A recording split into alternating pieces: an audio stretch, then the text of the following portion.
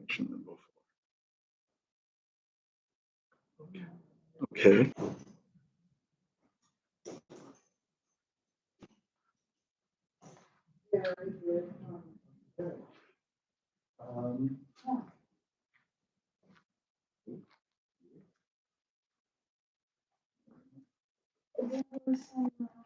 Handouts, yeah, I'm gonna go get the handouts.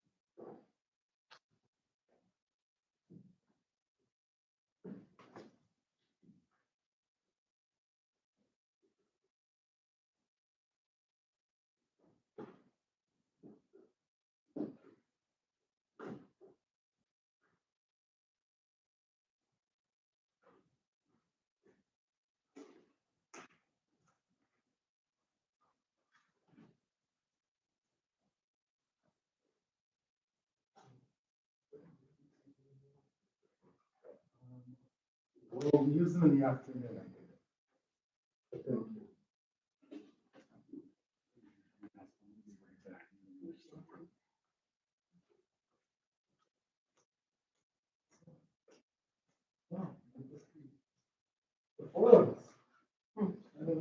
Might be.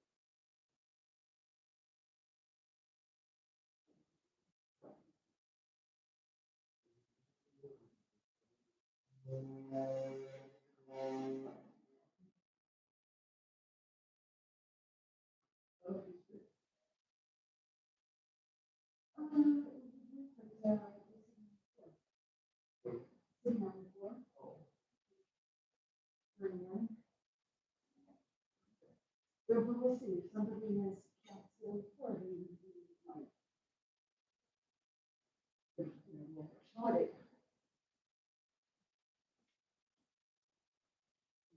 Also, it's going to be streamed.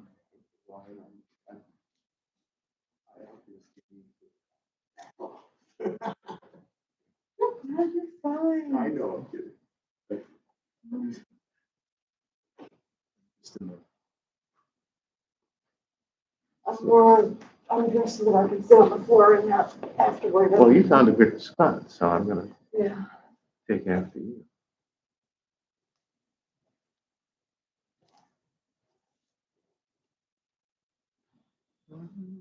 Yeah. I had just started studying about Martha, the daughter of Bais. Martha Bais. Interesting person. I wish we knew more about her. And I'd really like to compare her, but I'm not going to today.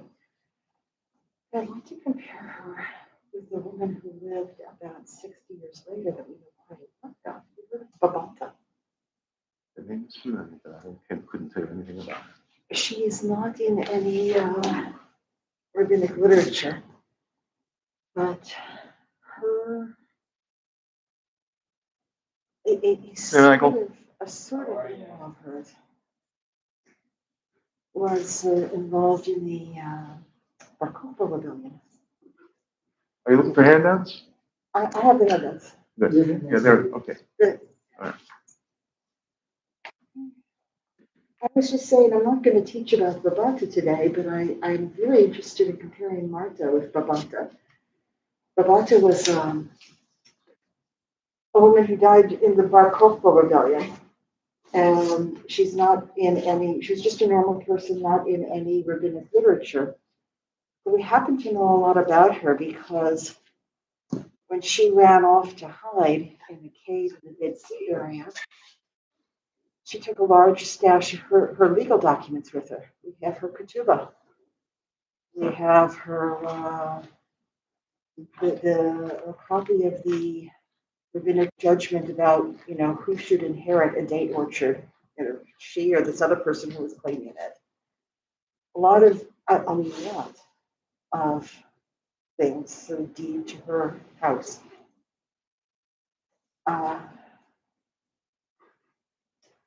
And so to me, it's something that I would like to do as a project during this year is to compare Marta bat Baitus, who is legendarily wealthy, with Babata, who lived 60 years later, and who is sort of a normally well-to-do person, owned a date orchard and a house. And, that's not what we're doing today. All right. Do I need to do anything to start the streaming? No, it's going. Oh, listening to my. Okay. So, All right.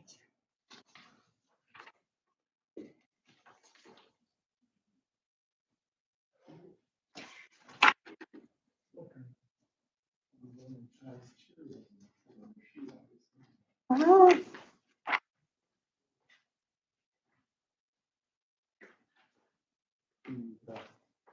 Thank you. So, on Tisha B'Av, we limit our Torah study. This section of Tractate Gittin is one that is recommended for study on Tisha B'Av. And it is a very interesting story. It's the death of a woman named Martha, we would say Martha today, bat Baitus, or it's a Greek name, in Greek, Boethus. Boethus or Baitus was a fairly common name in Judea among Jews who wanted to have a Greek name. And one of the very interesting things that I found in researching Martha is that when they call her Martha bat Baitus, it's not necessarily that her father's name was Baitus. She might have been Martha from the house, the clan of Baitus. There was a very wealthy, very influential and powerful family of the Kohanim that was known as the House of Baitus. And something like,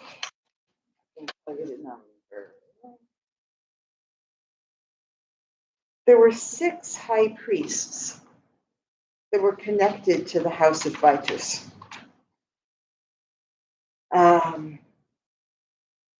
Shimon ben Baitus was a high priest whose daughter Miriamne married Herod the Great.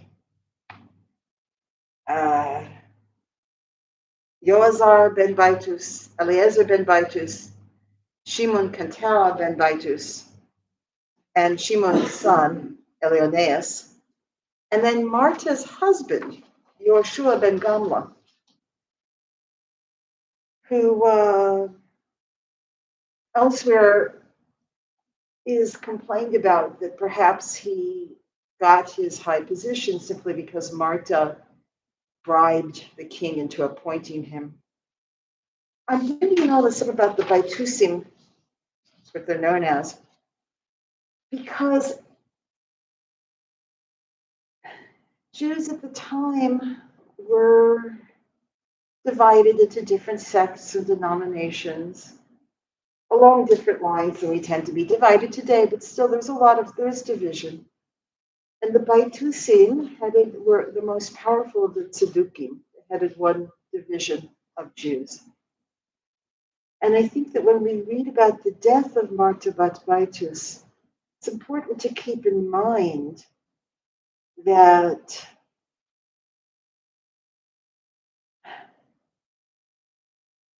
this is kind of like, in many ways, it's kind of like reading about Kamsa and Bar Kamsa.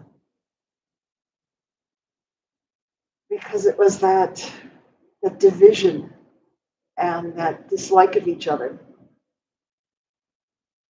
that led to the temple being destroyed.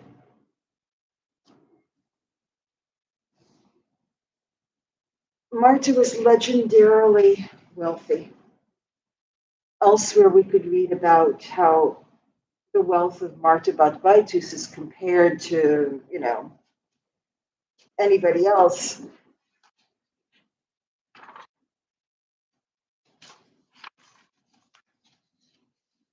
But we know that she was a widow before she married Yoshua ben Gamla, who was later appointed to be high priest. And we know that Yoshua ben Gamla was killed during the revolt by different factions within the Jews. We fought each other, So here she is, twice a widow, and this is how she died.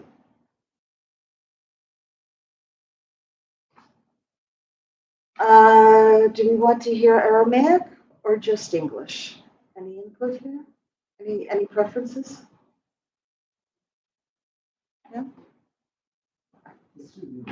Just English. All right. This is towards the end of the revolt against the Romans, the first Jewish war. From Talmud Gittin. The Roman authorities then sent Vespasian Caesar against the Jews. He came and laid siege to Jerusalem for 3 years. This is absolutely historically accurate. There were at that time in Jerusalem these 3 very wealthy people, Nakdimon ben Gurion, ben Kalbasavua, and ben Tzitzit HaKasa. The Gemara explains their names. Nakdimon ben Gurion was called by that name because the sun shined nakedly, without any cloud cover, on his behalf. As it is related elsewhere that the sun once continued to shine in order to prevent him from suffering a substantial loss. Ben Kalva Savua was called this because anyone who entered his house when he was hungry as a dog, Kelev, Kalva, would leave satiated, Savua. Ben Tzitzit HaKasat was referred to by that name because his tzitzit dragged along on blankets, meaning that he would not walk in the street with his feet on the ground. They would place blankets on the ground in front of him. These are 3 fabulously wealthy people. It's as if New York were under siege, or Washington, D.C. were under siege, and in that city, all at the same time, were, who are the richest people in the world? Anyway, Bill, yes, exactly. There are those who say that Ben-Tzitzit el-Kasad was named that way because his seat, his kisei, could be found among the nobles of Rome. That even the nobility of Rome recognized him and wanted to be friends with him. And these three wealthy people offered their assistance. They placed their riches at the use of the people. One of them said to the leaders of the city, I will feed everyone in Jerusalem with wheat and barley. Another one said, I will provide everybody here with wine, salt, and oil. And another one said, I'll supply them all with wood. You needed for cooking and for warmth in the winter. It gets cold in Jerusalem. Jerusalem has its own supply of water. It could have held out against the siege for a long, long time. The sages give a special praise to the one who gave the wood because this was an especially expensive gift. Rav Chisda would give all of his keys to his servant except for the key to his shed for storing wood, which was the most important of them all. Rav Chisda explained that one storehouse of wheat requires 60 storehouses of wood for the fuel for the fires. These three wealthy men had between them enough commodities to sustain the besieged in the city for 21 years. And the city was packed full of people who had come there for refuge. We could have held out for a long, long time, and in the meantime, the Romans might have decided this was too much trouble and come to a diplomatic solution. But there were certain zealots, virionais, among the people of Jerusalem. The rabbi said to them, let's go make peace with the Romans. But the zealots would not allow them to do this. The zealots said, no, let's go out and engage in battle against the Romans. The sages said to them, no, against the Roman army, you will not be successful. It's better to wait until the siege is broken. So, in order to force the siege to be broken, in order to force the residents of the city to engage in battle, the zealots burned down the storehouses of wheat and barley. And that began the terrible famine in Jerusalem that we can only begin to imagine in fasting for one day. Now, with regard to this famine, here's a story from the famine.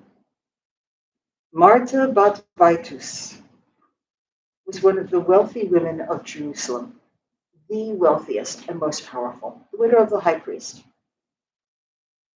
She sent out an agent, this is a shaliach, and she said to him, go bring me some fine flour. But by the time he went, the fine flour was already gone, it had all been sold. He came back and he said to her, there is no fine flour, but there is ordinary flour. She said to him, go then and bring me ordinary flour.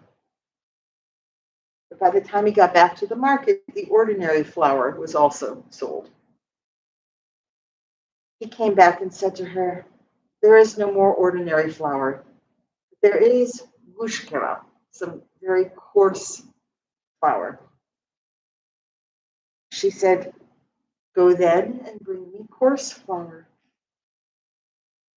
By the time he went, that coarse flour was also already sold. He came back and he said to her, there is no more coarse flour, but there is barley flour. I mean, barley flour, it doesn't have gluten in it. You can't really bake bread out of barley flour, but at least you can make some sort of a mush and eat it. She said to him, go then and bring me barley flour. But once again, by the time he went, the barley flour was also sold. It's gone.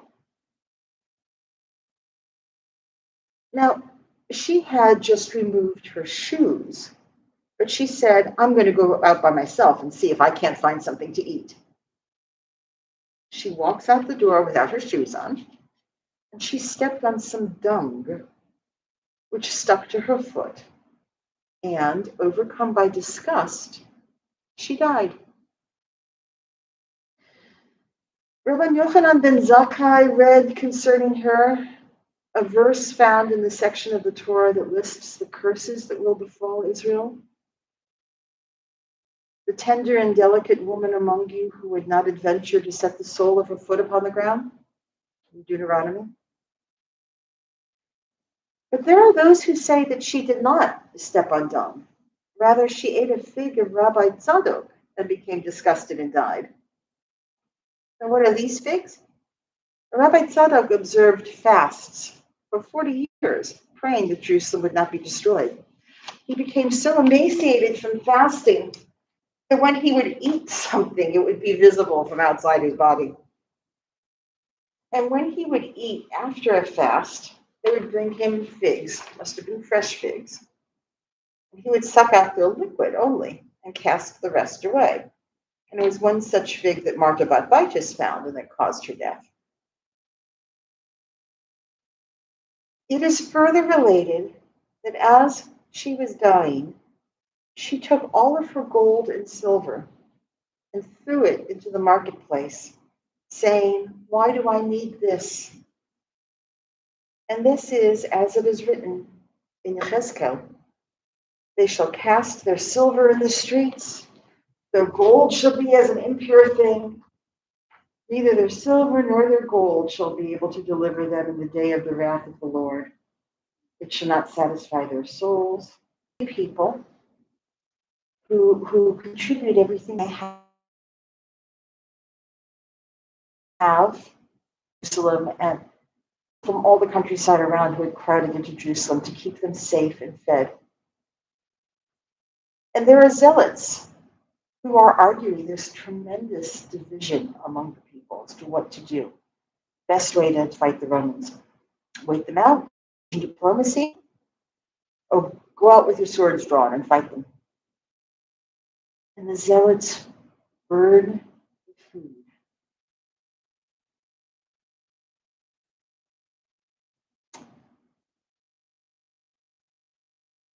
Sure, that in a way forces action, forces people to fight in order to get out and get food.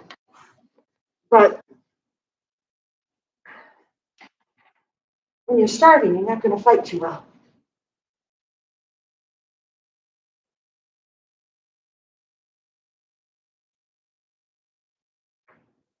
Martha bat Baitus in the house of Baitus was incredibly wealthy.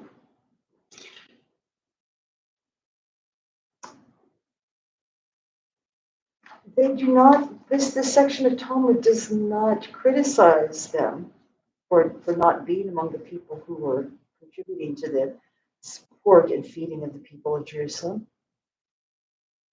But I think it's conspicuous by its lack, by mentioning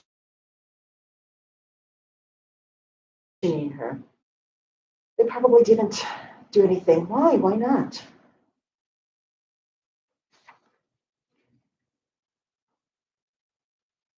And what's going on with Martha's servant, her agent that she sends to the shuk, to the marketplace? Food was incredibly expensive. We know elsewhere, we know from other accounts that everything was going at tremendously high prices and people were paying. She must have sent him with plenty of money to buy the fine flour. When he saw that there was no fine flour, why didn't he just buy what was there and bring it back? Why does he come back over and over and over again? It's not like he comes back once and she says, "Look, just go buy me whatever there is." He follows her instructions to the word. Just this, nothing more.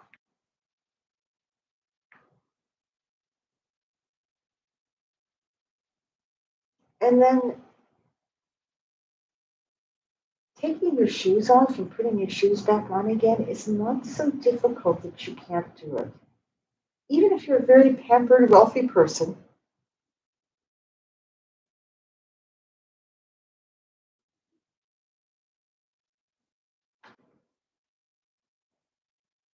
she'd taken her shoes off. But she said, I'll go out myself and see if I can find something.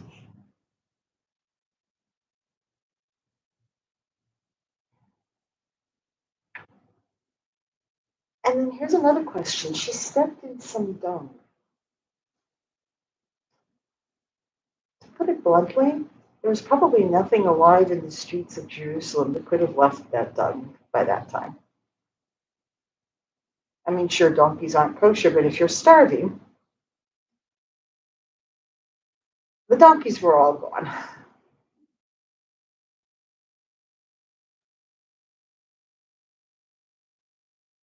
There's still flour in the shook. I don't know if the donkeys are Oh, good point. yeah, the flour is point. only just now running out, right?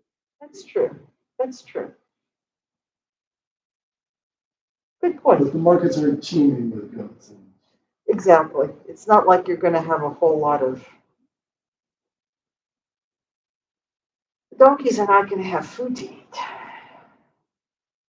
And the markets are not teeming with goats. even if you're not just feeding the donkeys for food, you're not wasting You're not good wasting. grain on feeding the donkeys. Exactly.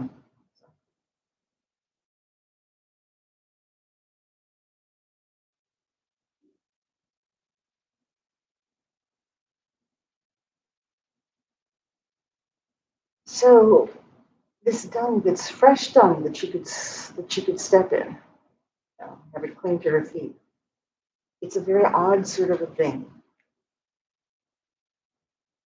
And no matter how disgusting it is to step in dung or whatever, I mean, I've stepped barefoot on half a dead mouse that my cat brought in the house once. It's traumatic. But it, no matter how pampered you are, that's it's a very odd thing. The figure of Rabbi Tzadok is an odd thing also, and I'm going to set that aside for a moment. But as she was dying, threw it into the marketplace. So she didn't die immediately. Stepping in the dung. She had enough time to go back in the house, get bags of gold and silver, get to the marketplace, throw it around, say, why do I need this?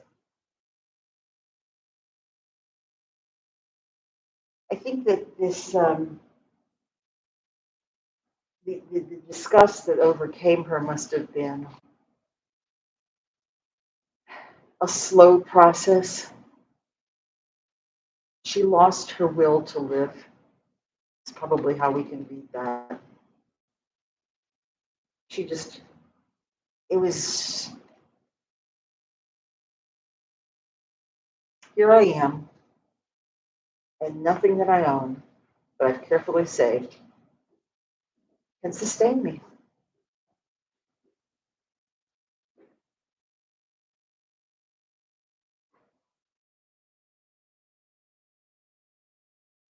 And there are easy lessons to, right? We all have a certain amount of money, and we all know people who are worse off than we are. And we all know that it's not money that we need to be storing up at mitzvahs.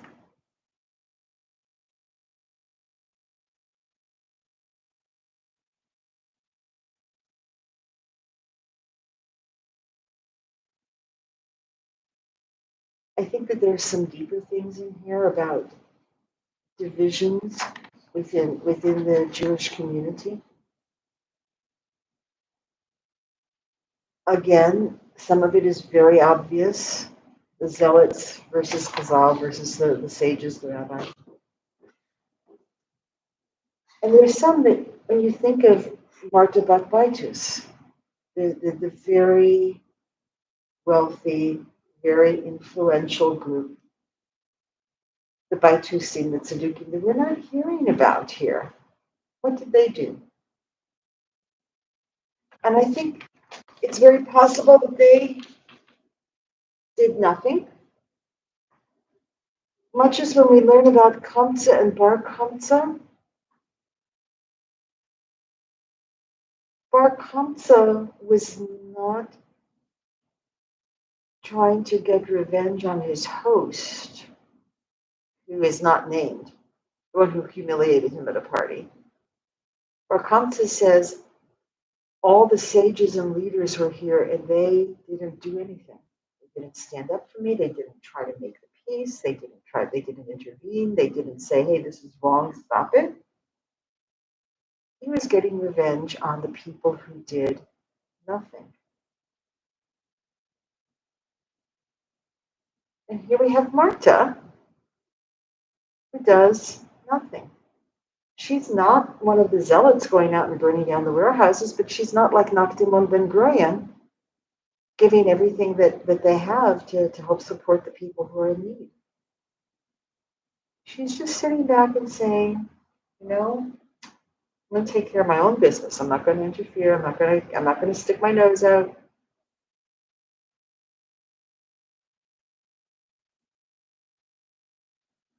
And I think that there is something that we can really think about strongly when we think about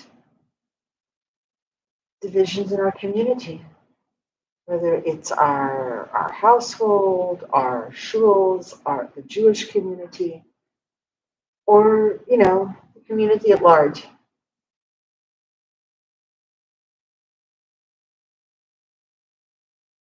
Sitting back and doing nothing might seem to be the safest, but you're just allowing sinat chinam, baseless hatred, to continue if you do nothing to try to stop it. If you have any power or influence, if you don't use it in whatever way you can.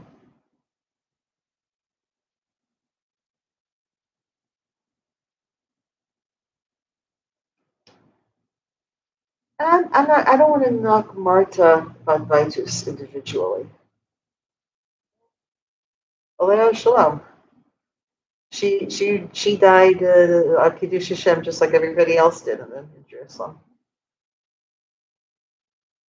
But I want us to learn something from her and from her life and death. That doing nothing is not the safest course. If you see something, say something. If you see Jews knocking other Jews because of what they say or do, they're more observant than we are, they're less observant than we are, they're Republicans, they're Democrats, whatever. Sure, disagree with them. Sure, follow your own mind.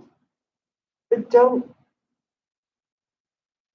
stand by if people are insulting other people. Yeah.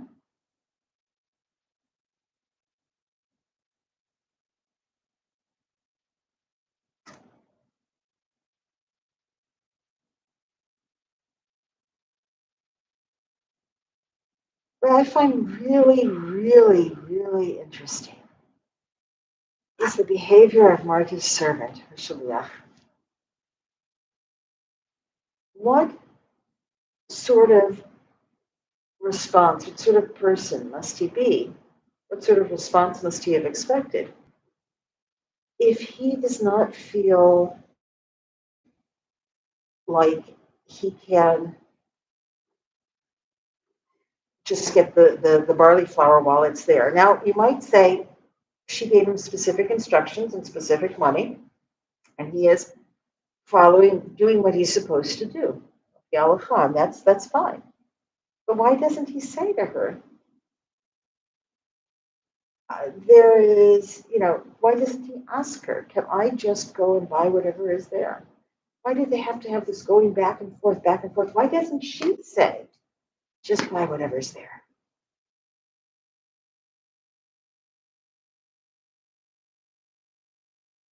And I think that there's a lesson about flexibility and trust and delegation of authority there as well. If you are convinced that you are the person who knows best,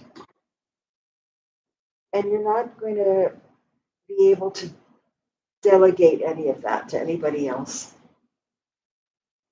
If you are convinced that you are the person who knows best, what are you thinking about people who disagree with you?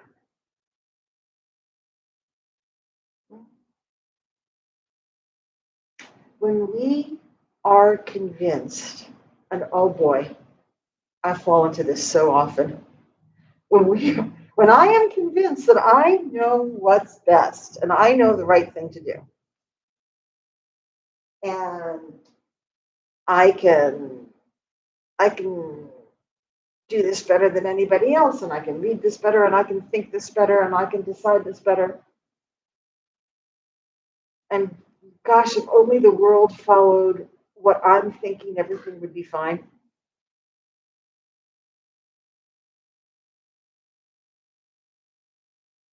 I'm making the same mistake as Marta about Baitus.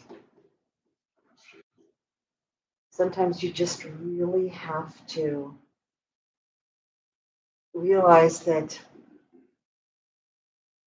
people who disagree with you are not necessarily completely wrong.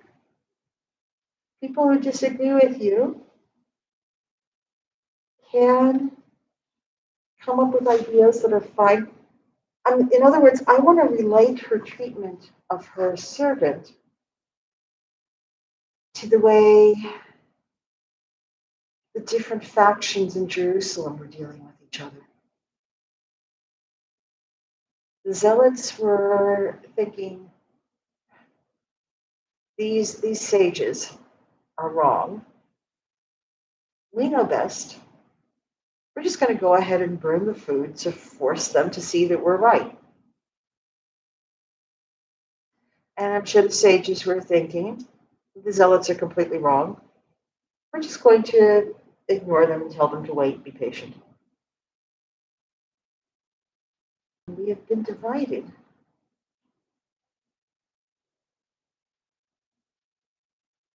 We have problems.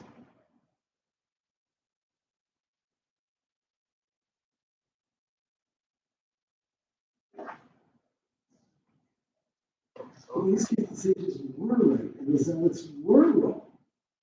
Right? If the sages had listened to the zealots, they'd have all died. If the zealots had listened to the sages, it might have turned out for much better. Absolutely. Although, if people had gone out fighting with plenty of food and storage, with plenty of food and storage to fall back on, they would have been able to fight a whole lot better than they did when they were starving.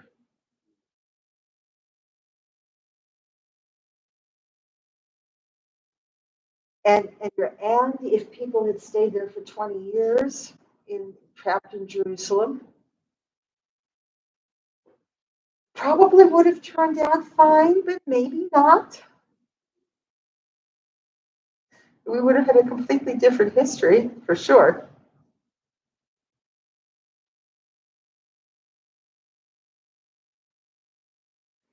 So that brings us back to Rav Tzadok and his fig. So eating a dried fig does not cause death. People eat dried figs all the time. Eating a fig that Rav Tzadok had discarded should not cause death.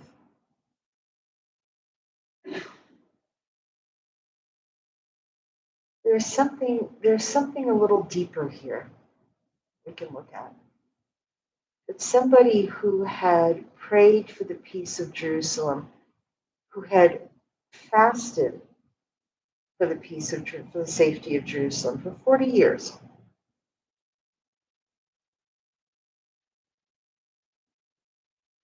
would discard these dried figs And Marta found one of those, ate it, and died.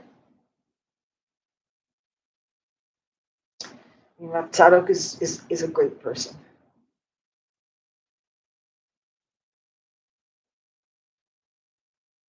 There's something about eating this fig.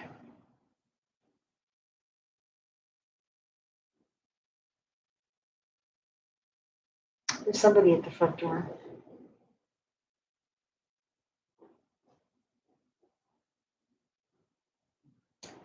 Now, I have not been able to find a really good explanation for it. I do want, if anybody has a good thought, I'm willing to hear it, but I do want to keep it in mind. Because it seems to me to be important too. Hey. So this doesn't relate to that inspirational book about embracing discomfort. Mhm. This is what this woman is not prepared to do. Her whole training has not allowed her to do this. So there's a certain laziness and passivity, which may account for, which may extend into the servant, may account for this whole thing where nobody's taking initiative. Nobody's really thinking more than one little step beyond what they're supposed to do. The you know the the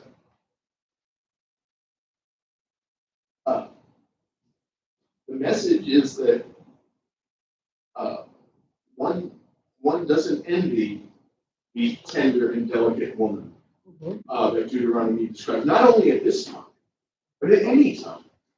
If this is a person that can't deal with it, then this person is diminished in some way. Right. So anyway, that's just the thought that I had as I was thinking about all this. This is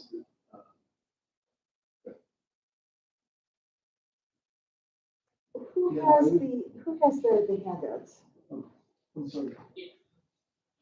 I was thinking the same thing. I was thinking, of course, your servant's not going to bring her ordinary flour. This woman has never eaten ordinary flour in her entire life. And how, she wouldn't even conceive of it. She'd probably give him a beating if he brought her ordinary flour. Absolutely. I mean, the same thing, the imagery about the destruction of the first temple talks about a woman whose foot has never touched the ground. Yes. Right? And here, Yes. we sort of have echoes of that with the Tzitzis Baskahaz, who's walking on blankets every time he leaves the house. So this is a woman who's probably carried everywhere she goes in a litter. Yes. Her feet have never touched the ground, and the first times they do, what does she step in the feces, which, if you're right, is probably human feces, because there aren't any animals left. So it's not just like, oh, gross feces. It's like her whole universe is shattered. It's a real little universe. But Yes. Yes, and she absolutely loses her will to live. I also think, here's a woman who's so fabulously wealthy, but she doesn't have grain storage. All she has is gold and silver, right? She still has to go to she's not giving a warehouse full of grain and silver because she doesn't have any grain. She has to go to the market like everybody else. So she's not planned for She's just taking the very next step. Yeah. She's Right. rich. Yes. Her money is what she has. I also think that there's like an interesting thing about these philanthropists. Maybe I'm thinking of this because I was just reading about a critique of philanthropy, but like, what are these people do? What were these people doing wrong that they could accumulate enough grain to sustain the city for 21 years? Yes. Like, no one person should have that much wealth. Right. And you aren't getting that much wealth by being a nice guy. Maybe that I'm betraying some of my philosophy of life. I don't think people get 21 years worth of grain in the bank to sustain the whole city they live in for 21 years by dealing fairly with their fellow citizens. Exactly. And And then all of that is up in smoke in a minute. All it takes is one person with a torch deciding to set the warehouse on fire and it's all gone. So I think in some ways their story is very similar to much of it. Like this thing that they thought was going to, these guys, No. I maybe, I don't know if they didn't back then, but when I'm thinking about things today, people with a lot of money have ways of putting it in different places. So it kind of protects them. Oh, absolutely. But even so, insurance doesn't cover acts of war, for example, normally. So, but and when there's a famine and your money is now worthless, and having all that insurance in the world can help you. So what Martin described, right? exactly. All her money doesn't help her if there's no food to buy.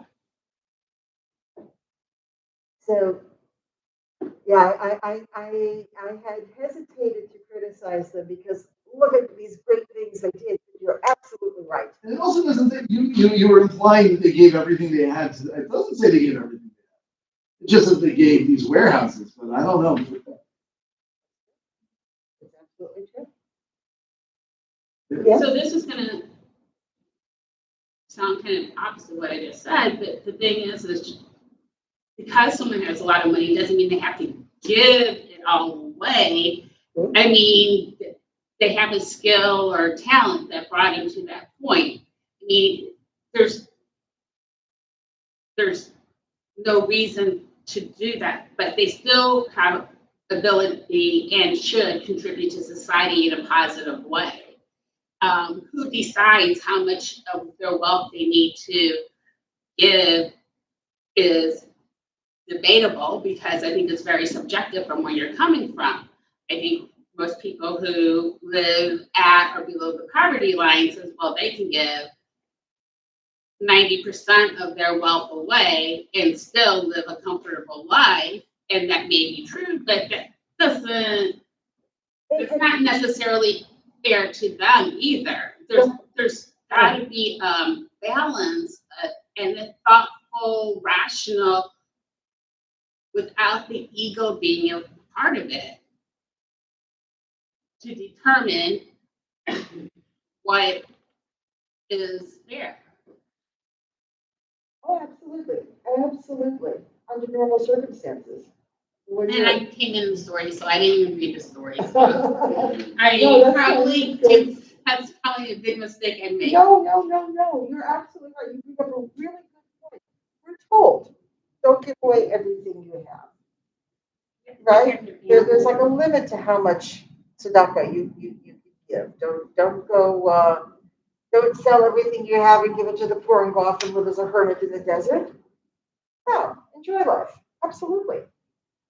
But I think it's a really good point that how could they become so fabulously wealthy that like their feet never touch the ground, that there are, how could they do that and accumulate enough expensive wood? And they point out about Tzitzis Kasat that his gift was the most expensive of all, and he's the one who always walks on blankets, right? How could he accumulate all of that in his warehouse by being a nice guy? How does he have all of that? Why hasn't he been giving it away all along? Why hasn't he been dealing rightly, justly, fairly?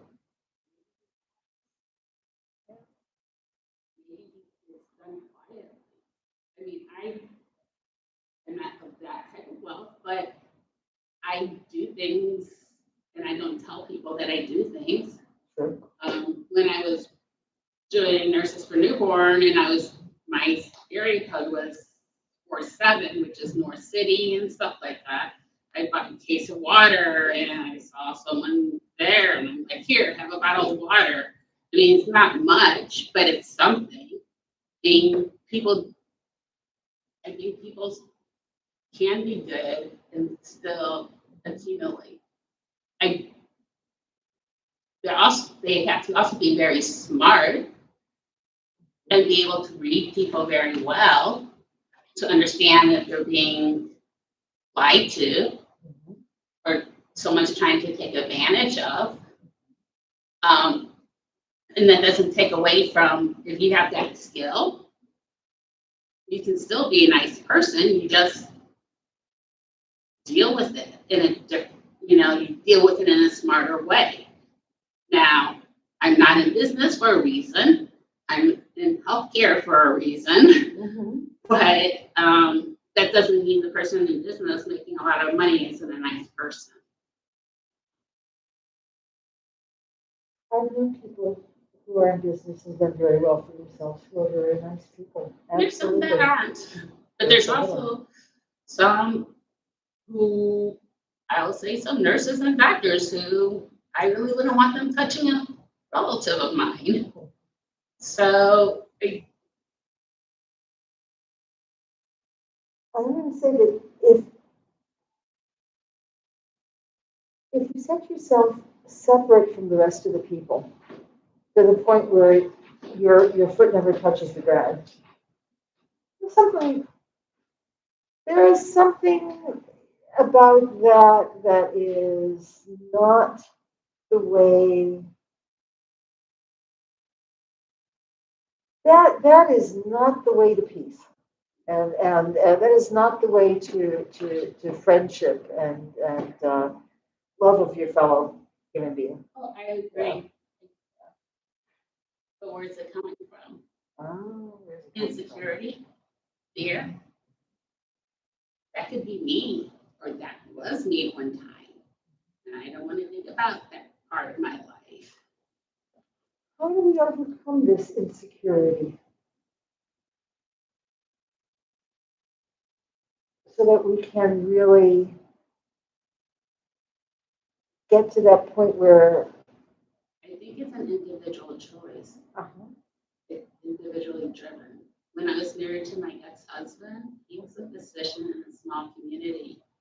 And I got a lot of negative, like, why am I working? You're married to a doctor type of stuff.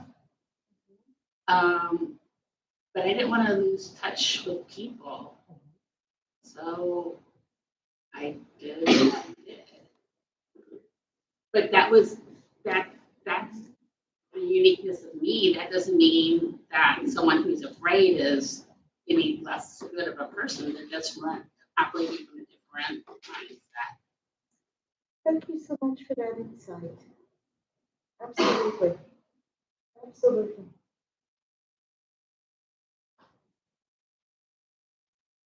Yeah.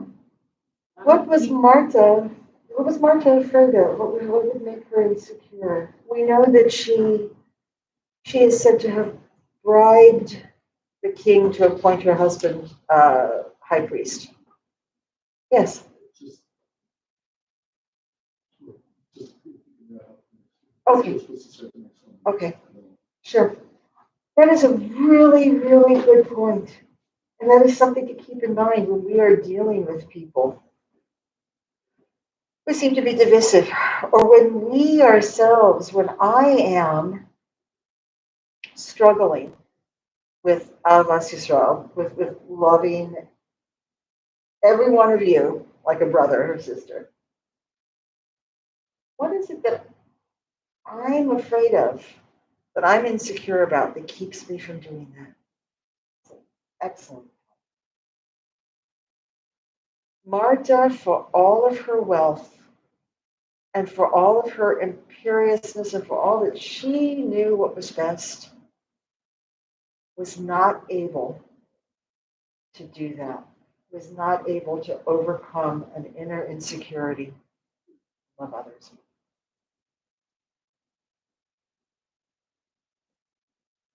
So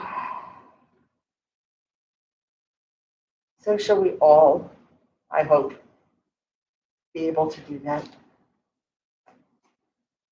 Rabbi, you're teaching the next class? Folks, if you would just take a stretch break and Sure. start in a few minutes. I'm doing the prequel to this text. We'll be looking at the Gemara that comes immediately Before this. Yeah. All right.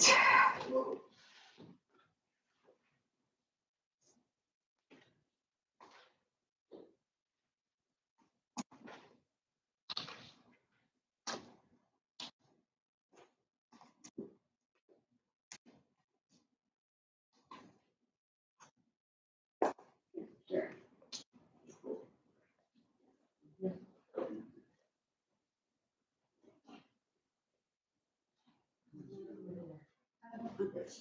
Thank you. If you can come in there.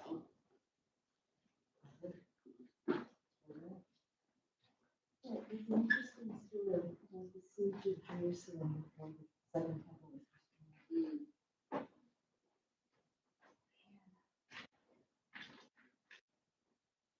Mm. And we know that these divisions among the Jewish people were through that destruction. In many ways, quite physically literal, and in some ways spiritual. Mm. And I really And you have this closest, you have this closest divisions without spiritual divisions. Oh, good question. Probably. Probably, unfortunately, yeah, but it's the spiritual divisions that seem to lead to the worst physical divisions. I don't want to comment on that because I don't want to put it out there. Yeah, it's like I hesitate commenting on the wealthy people that had contributed their warehouses. But Heather Dyke is absolutely correct. You don't get to have enough wood that all the people of Jerusalem and fuel for 20 years. Unless you're like, Jesus or Gates.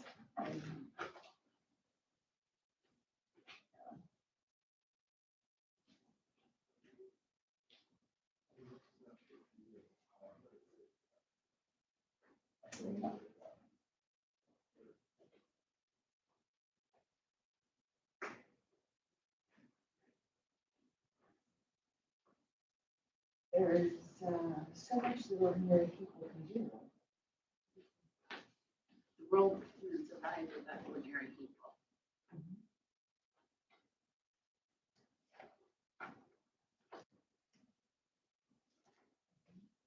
But the world can survive without extraordinary people. We need them both. Oh, Very true. all right.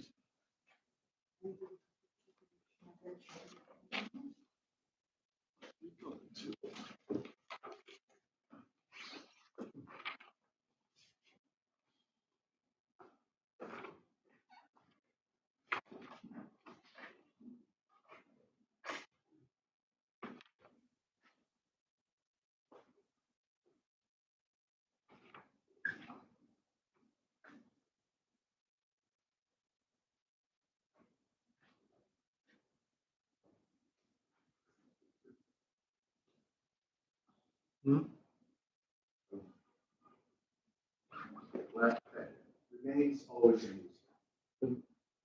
Dunce and Mark. It's like Tweedledum and Tweedledee.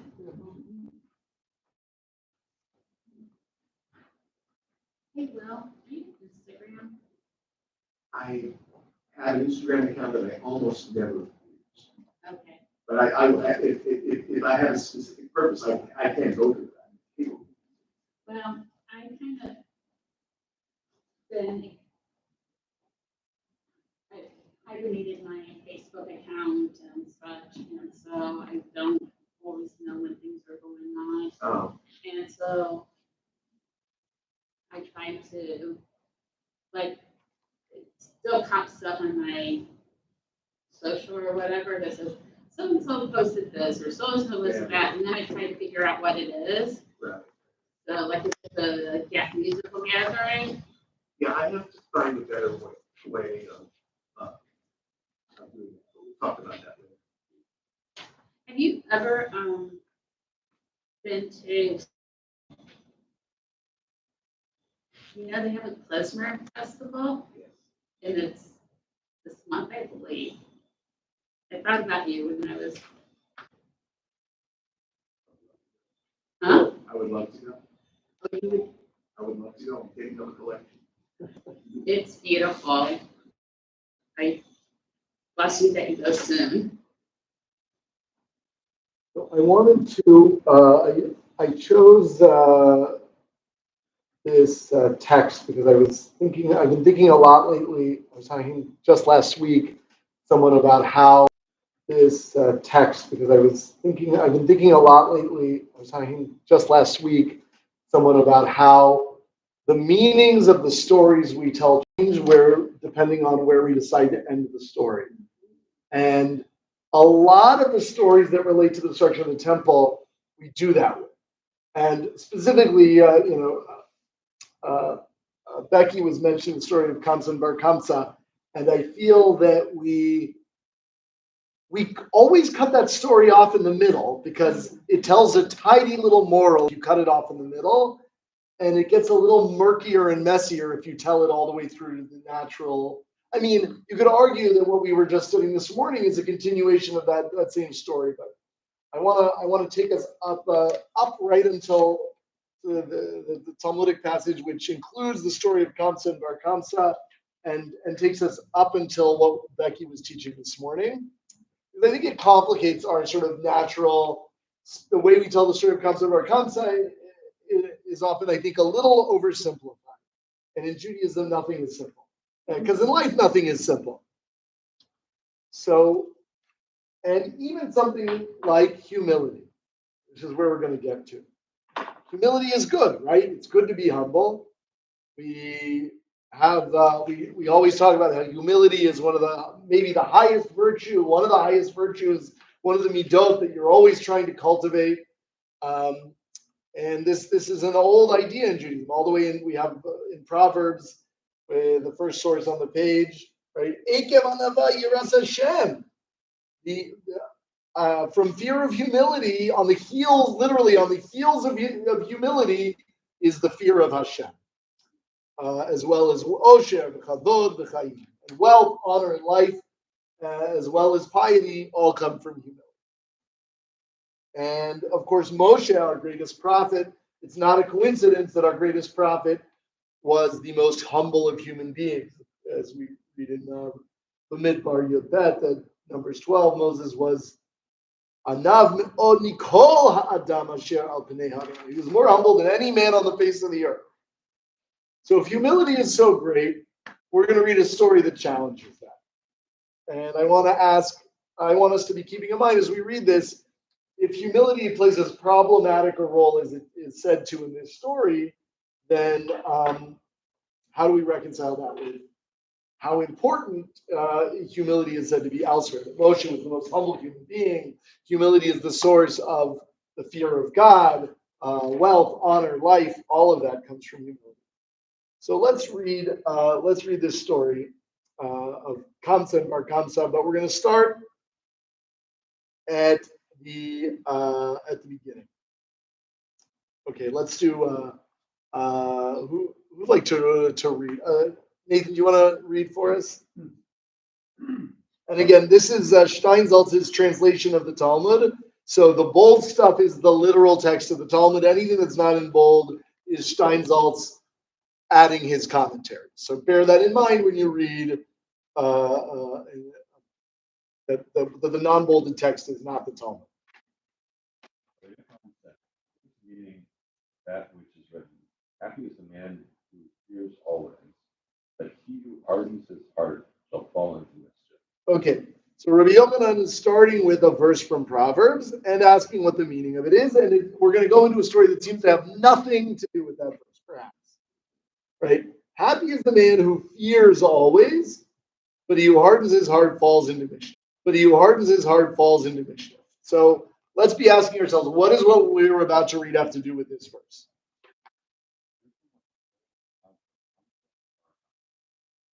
Place known as the King's Mountain, on account of a Okay, as intriguing as that is, we're going to leave that aside. We're not going to be talking about the King's Mountain or this rooster in hell. The city of Beitar was destroyed on account of a sacrifice. Also, we're not going to talk about Beitar, but we are going to talk about Jerusalem and Kamsa Bar Kamsa. More explains. Jerusalem was destroyed on account of Kamsa and Bar Kamsa. This is as there was a certain man whose friend was named Kamsa, whose enemy was named Bar Kamsa. He once made a large feast and said to his servant, "Go bring me my friend Kamsa." The servant went and mistakenly brought him his enemy Bar Kamsa. The man who was hosting the feast came and found Bar Kamsa sitting at the feast. The host said to Bar Kamsa, "That man is the enemy of that man. That is, you are my enemy. What then do you want here? Arise and leave."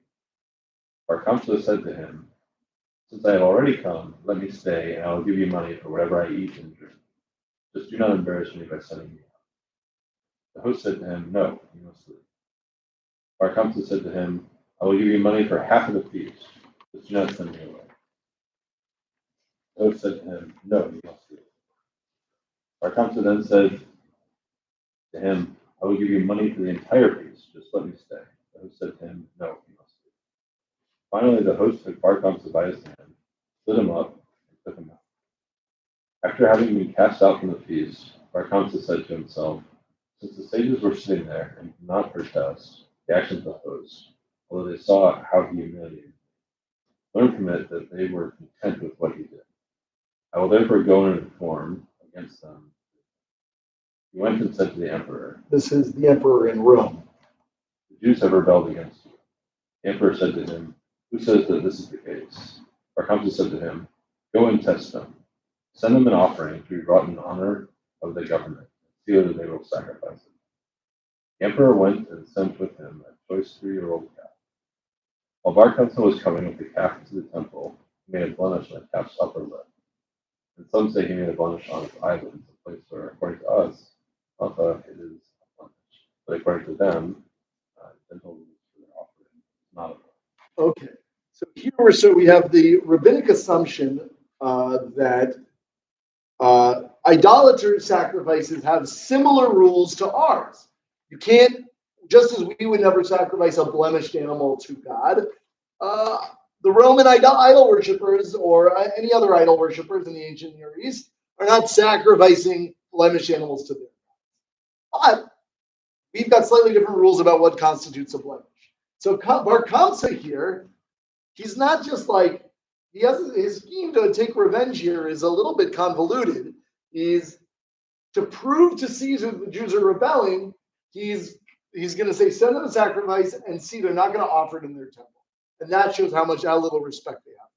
Meanwhile, he's blemishing the animal in a way that the Romans would not recognize as a blemish, and the Jews would. So the Jews won't sacrifice the animal in the temple. The Romans will think they're rejecting it just because it came from Caesar, and the Jews are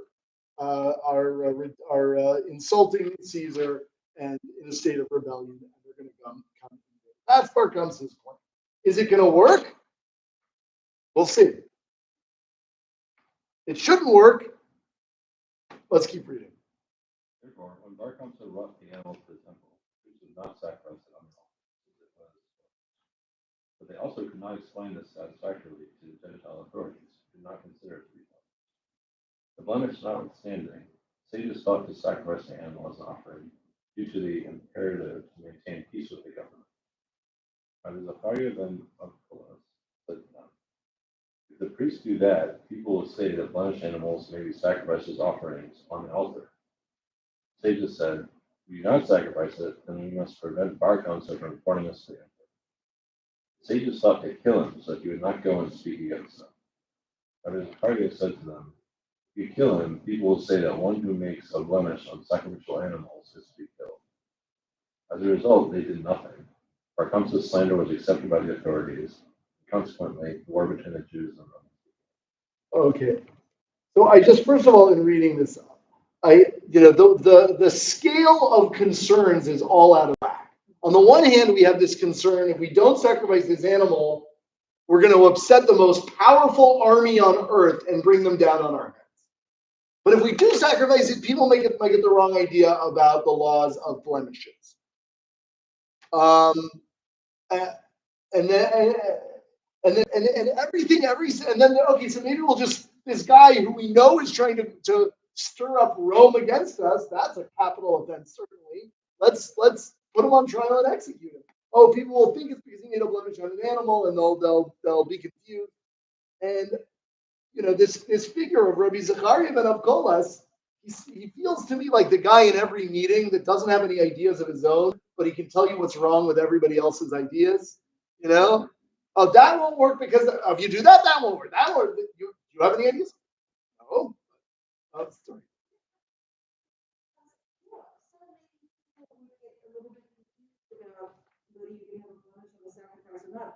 All it takes is a week of offering and sacrifices where every blemished animal is turned away to make people know that, oh, okay, that was a one-time thing. Exactly. Right. Okay. So let's finish this source up. We're coming now. We're circling back to Rabbi Yochanan. Remember, we started with Rabbi Yochanan's question. Happy is the man who fears always, but he who hardens his heart shall fall into mischief. And now we're going to conclude with Rabbi Yochanan's summary of what just happened.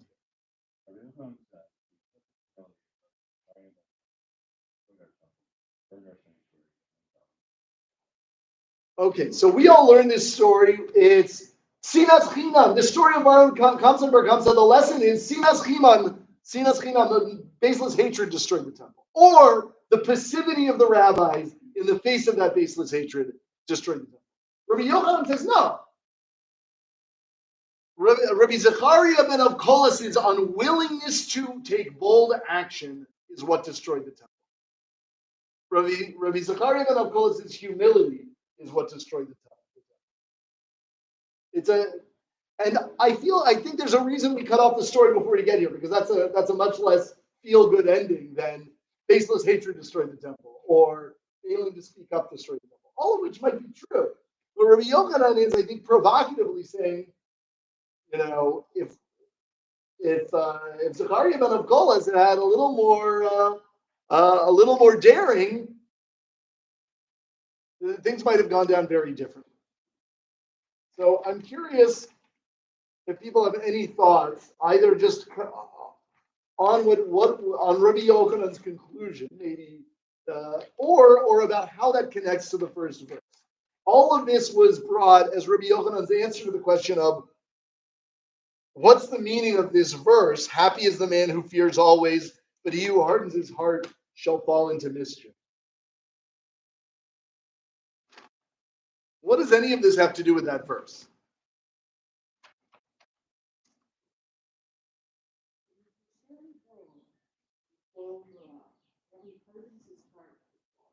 So who's the person hardening their heart in this story? Or who's the person who's fearing always? I might have said, well, Rabbi Zechariah ben Avkolas is fearing always. He's afraid if I do this, if we do this, they're gonna think of this thing about blemishes. If we do that, they're gonna think this thing. He seems to be the one who's afraid. It doesn't seem like, and yet Rabbi Yochanan is not praising him. So even though I might have thought of Rabbi Zechariah ben Avkolas as someone who's fearing always, it doesn't seem that that's who Rabbi Yochanan is praising, since he explicitly criticizes his humility as bringing the destruction of the temple.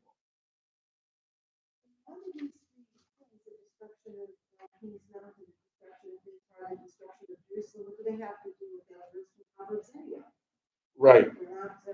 Right. Well, so we're not going to get to the King's Mountain and Beitar today. That's a story for a different day.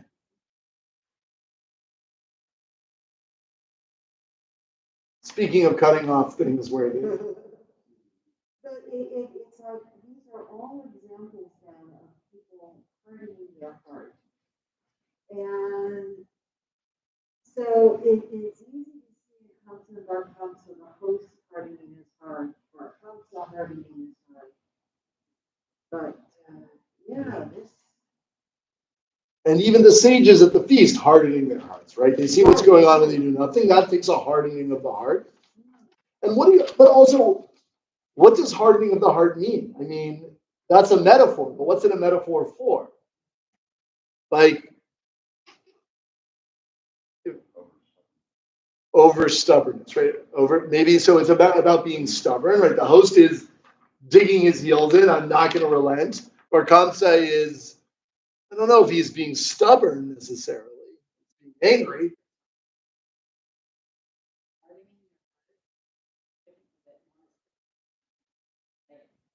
really want to engage, but you're not sure the other person how they're going to engage with you, and so you kind of put a shield up so you can kind of hear and maybe you can let your heart down so you can have a really good dialogue.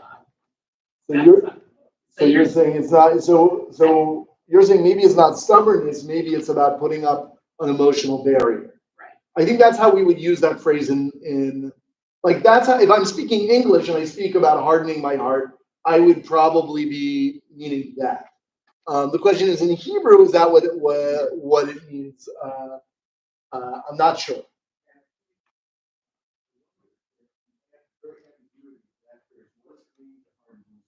Exactly what I understood. He's telling the story to illustrate what that means. Right.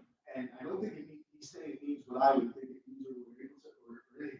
It's an unusual meaning, but I think this is what he's getting at. Happy is the man who fears always, but who hardens his heart, i.e., who fears too much, shall fall into mischief.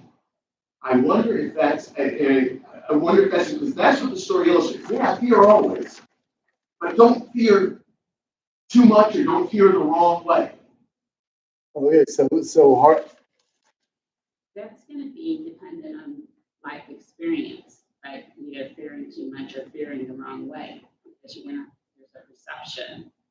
So I was just double checking how that phrase is used in Hebrew at the time.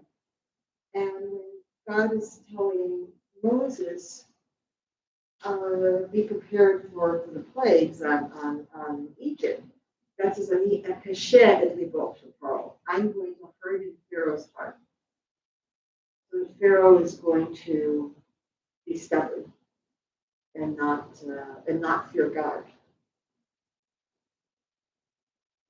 So, and it's the exact same phrase. I wanted to make sure it's the same words. So he uses there's several different phrases that you use for Pharaoh. There's a chazek, Right. libo, he strengthened his heart, make his heart heavy, kaved, and then But the very first one, right. Many So different ones. The very first one is, I will harden Pharaoh's heart so that I may multiply my signs and marvels. and in the context of Pharaoh, it does seem that having a hard heart means not.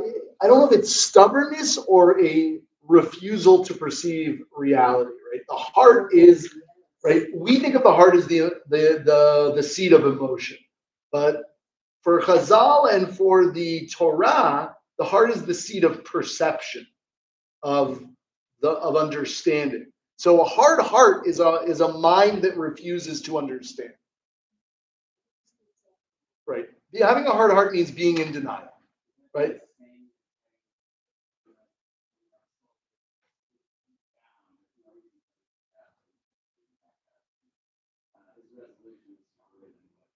Oh, I don't know. I mean, I'm not aware. Yeah. You could maybe that certainly does take a certain amount of denial, maybe, but I feel like in Pharaoh's case, that's not what's going, right? It's like, it's not courage that keeps him getting up, it's a refusal to accept reality, which is, I think, the hard heart that leads to it. Right. So who in this story is not accepting reality? Right. Right. Rabbi Zachariah of Kolas is seeing this as any other shaila that comes in front of the rabbi. He doesn't see that this is an emergency with existential stakes. That if we upset Caesar, they are going to come and destroy the temple and kick us out of the land, right? And lots of people are going to die. He's weighing this. Yes, all things being equal, you should not bring an animal with a sacrifice, with a blemish as a sacrifice. But because Rabbi Zachariah ben Abkolas can't see that this is not ordinary, that all things are not equal, he's hardened his heart. You can also make a case that the sages sitting at the party are the ones hardening their hearts. I'm not, but I think given that Rabbi Yochanan's conclusion, so it's interesting though. Why do you think he refers to it as the humility of Rabbi Zechariah ben Avkolas at the end? The verse refers to it as a hardening of the heart, and at the end, Rabbi Yochanan refers to it as the humility of Rabbi Zechariah ben Avkolas.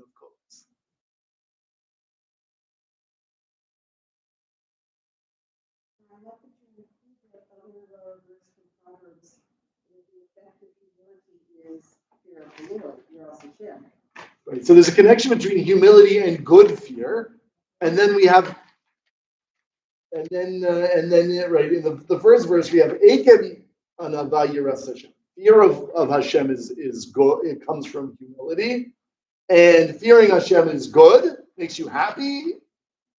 But hardening your heart falls into mission. So maybe it's also I like what Will was saying, that maybe there's a connection between the hardening of the heart and the fear.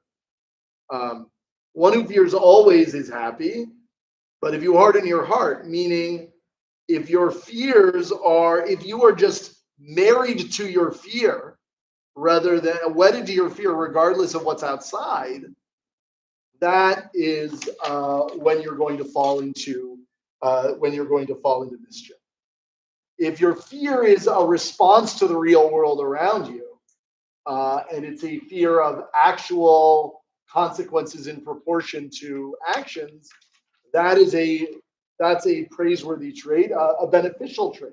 Right? This is not the verse in Proverbs doesn't seem to speak of morality. It's like, this is good. You're going to be happy if you would fear always, and if you harden your heart, you're going to get in trouble. But there's a way sometimes where we find a trait that's beneficial, that's helpful to us, and then we latch onto that independent of the circumstances, and we hold on to that trait even in circumstances where it's no longer beneficial. So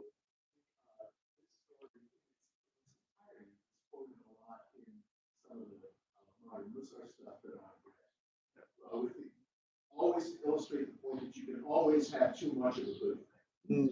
That, yes, humility is fine, but there's a certain excessive humility that is not that is destructive. So I think that comports very well with your saying that you don't just become fixated on one trait. Everything is a matter of balance and proportion and response to the situation. So it's not happy is the man who fears always, and the one who hardens his heart shall fall in mischief. But happy is the man who fears always. However, if that man who's fearing always, hardens his heart in this mode of fear, he's going to fall into mischief. It's not two different people. It's one person going too far. And it's not just fear. It's any trait. Fear, humility. So is this story then not illustrating the man who fears always? It's illustrating the one who's hardening his heart. Or maybe Rabbi Zechariah ben Avkolas is both, right? If he was a man who feared always, but then he took that fear in the wrong situation and couldn't let go of that fear, that humility, and say, oh, this is a moment that doesn't call for humility. This is a moment that calls for bold action. But I'm going to stick to my guns and my humility, which is not a very humble thing to do, right? I know I need to be humble right now. It doesn't matter what anybody else is saying. We have to be humble, right? That's not very humble. There's a saying that there's two mitzvot that you cannot do intentionally. One of them is shichacha, the mitzvah of the forgotten sheep, which only applies to a sheep that was forgotten in the field, not one that was deliberately left in the field. And the other is humility. You cannot be humble on purpose. You're being humble on purpose. That's not humility. That's pride. So maybe that's what this is what we talk. That's what perhaps what Rabbi Zechariah is falling into. He's so bent on being humble that it actually might be a form of pride to be saying he's like, I'm ignoring everything everybody else is telling me because I say we've got to be humble. So there's a question that people always ask about this, which I think is a very valid question. Is wasn't the decree, if the temple, we are told the temple was destroyed because of Sinas Chinam. So if that was the case, did it really matter what Rabbi Zachariah ben Abkola said or did? If it wasn't this blemished animal, it was going to be something else, right?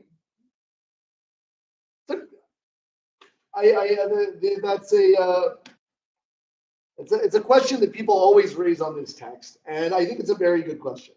Let's look at on the next page, Maharam Shif commenting on this Gemara. He's gonna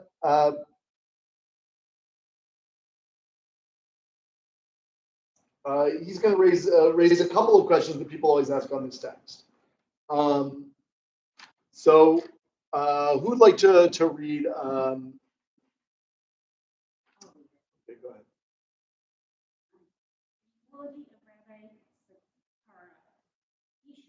Attributed to the rabbis who did not intervene. They were the ones who caused it. Okay, so Maharam Shif says, what do you mean the humility of Rabbi Zachariah ben Avkolas?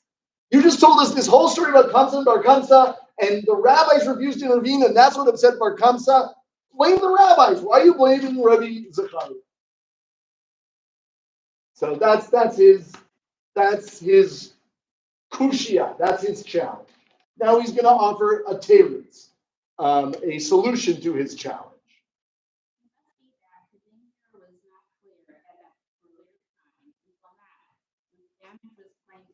Okay, so he's saying you could blame the rabbis, but the rabbis had no idea that being present at a feast where the host was rude to one guest was going to lead that guest to go to Rome and bring the emperor down. But Rabbi Zachariah ben Abkolas knew exactly what was going on, and he still refused to do it. So you could blame the rabbis, but they were at worst shoguning. They were unintentionally, they didn't really understand the situation. They didn't have all the information. Rabbi Zachariah ben Abkolas had all the information and still persisted in acting the way he acted. So he comes in for a greater share of the blame. I just realized, have I been not wearing a mask all morning?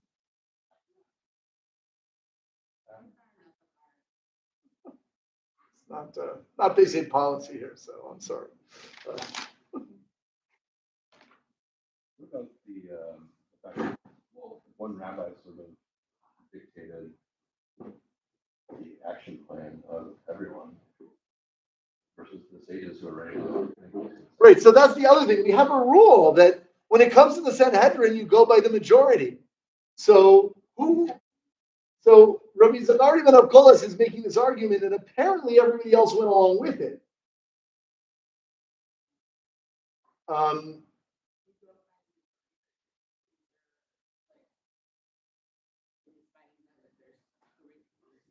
Well, there's always an odd number on the Sanhedrin.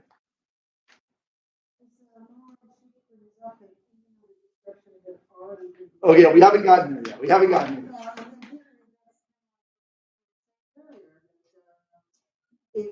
they had not burned the Right. Right. So okay. So let's keep reading it because we haven't gotten there yet. So do you want to continue reading? Yeah.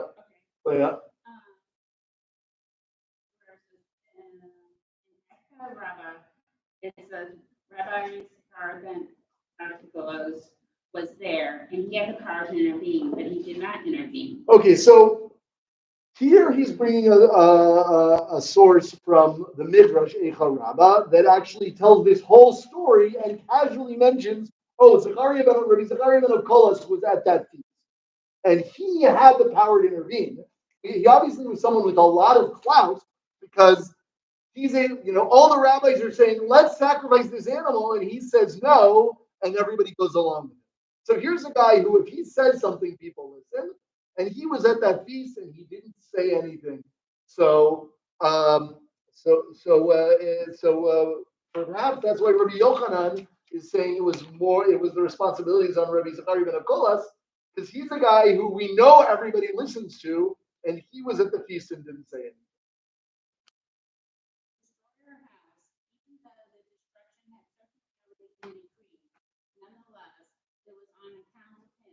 It was destroyed now. Okay, so this is that other challenge, right? Of wasn't it going to be destroyed anyway because of Sinas Chinam, because of all of these other factors?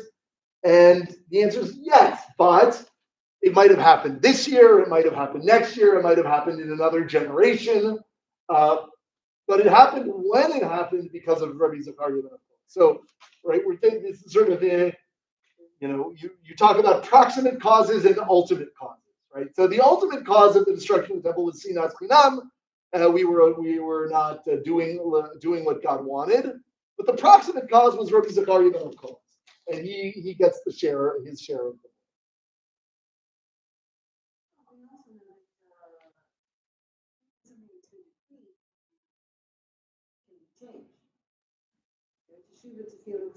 Right. If everybody had done teshuva and started to do it correctly, might have changed. Yeah. So perhaps had it not happened now, it might never have happened because maybe the people would have done teshuva before God got around to destroying it. But by accelerating the process, Rabbi Zachariah ben Akolas took away that possibility. I mean, it's interesting that because the story continues with what the very next sentence is the first thing that Becky taught this morning. There's a lot of blame to go around. You want to blame Bar Kamsa? Blame Bar Kamsa. You want to blame the rabbis who were at the feast? Blame the rabbis at the feast. You want to blame the host? Blame the host. If you want to blame Rabbi Zachariah ben Akolas, you can blame Rabbi Zachariah ben Akolas. And then if you want to blame the zealots, blame the zealots. That there's it takes it doesn't take two to tango. It takes a whole community of people doing not great things to bring the destruction back.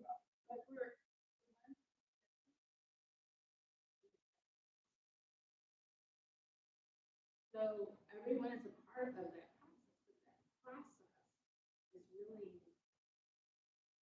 in my mind as I'm thinking about it. That's what to blame because it's not getting at a solution that is with just. It's just people. It's just to me. It sounds like people are saying this, and this. But really, okay. So you have this pretend you have a vision board, and you have this person here. It just seems like if you would to map it out per se, it would be like it's little kids squiggling all over. That's what it feels like when I hear this.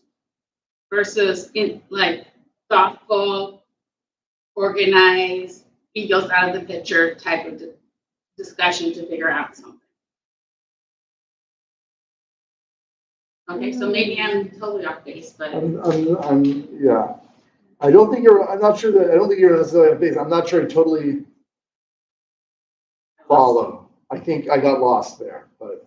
Well, I think that certainly nobody, again, until it was too late, was considering the implications of where society was heading.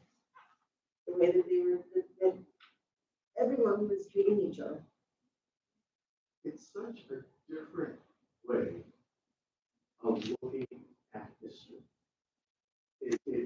I always find these stories jarring. They're picking out these little threads, whereas any history that I would read from any point of view would look at larger trends, larger causes. And I'm curious, and I don't know the answer to this question, is this just a way of looking at things that would never occur to the rabbis? Or are the rabbis focusing on these little things so that, to in effect, remind us of the that our actions, trivial though they may seem, have major consequences. See what I'm saying? I think to that end, you can ask like what Rabbi Yochanan's agenda is. You know, Yeah. there's, If you had that, if you had a, I was gonna say, you would, if you're having a meeting and you set the agenda and you set the ground rules, there tends to be a bit more organization than round table with people just tossing things. there's a wonderful, so talking about trends in history versus the actions of individuals. It's individuals that make the trends. And I often think of a few lines in Tolstoy's War and Peace. He's talking about Napoleonic Wars and saying that everybody thinks of like, oh, Napoleon was the influential individual. And Tolstoy points out that if one sergeant in Napoleon's army marching through the Russian winter had said, I've got enough of this. I had enough of this. Who's coming with me? He might have led to an entire desertion, and Napoleon would have never gotten to Moscow, never burned Moscow. Each individual within Napoleon's army had the power to start the stampede away from it. And not one of them, It's very different from you. That's another. Yeah, I was gonna say. yeah, yeah, Tolstoy, or at least Tolstoy's philosophy of history, very different. yeah. But it is true. Now, one person might have deserved. It wasn't the right one person, maybe. But if enough individuals act, that's what adds up to a trend. We do each have power, I'm going to say, to change history. We just don't know if we're the one who's going to do it or not. But if we don't act, we'll never know.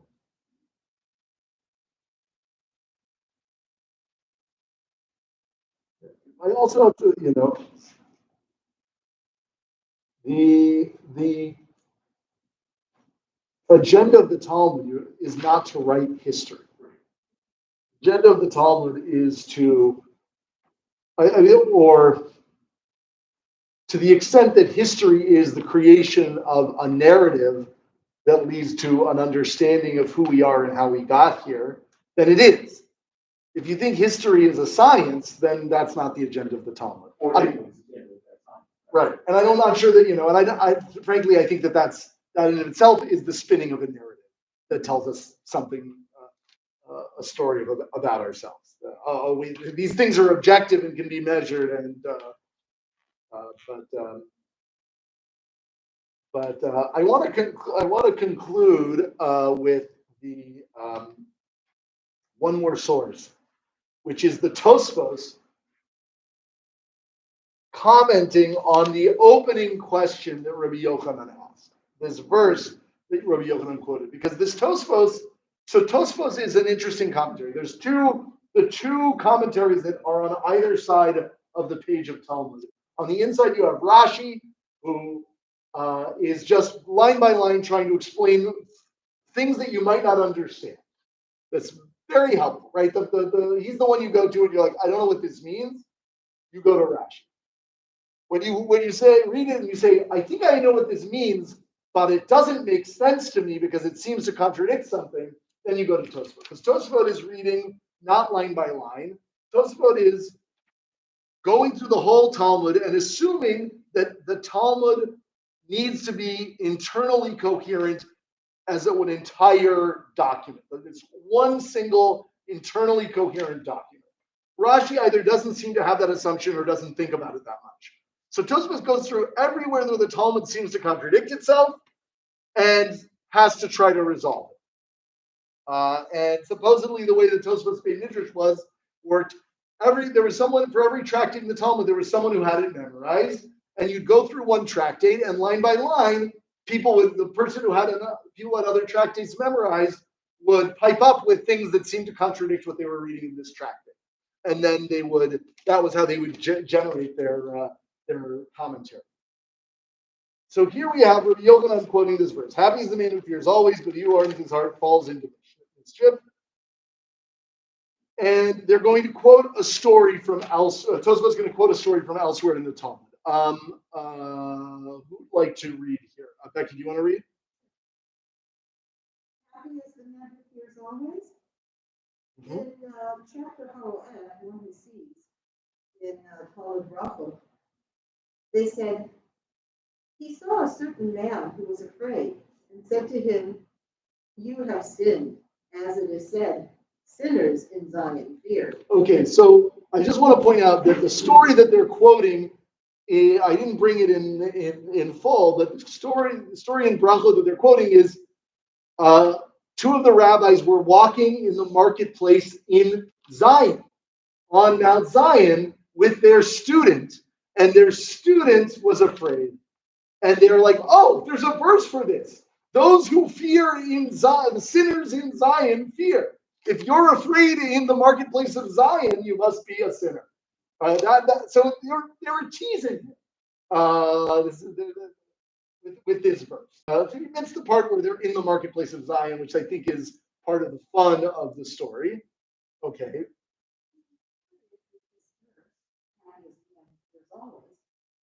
And explained it as pertaining to words of Torah, that one should be concerned not to forget his learning and should review his studies constantly.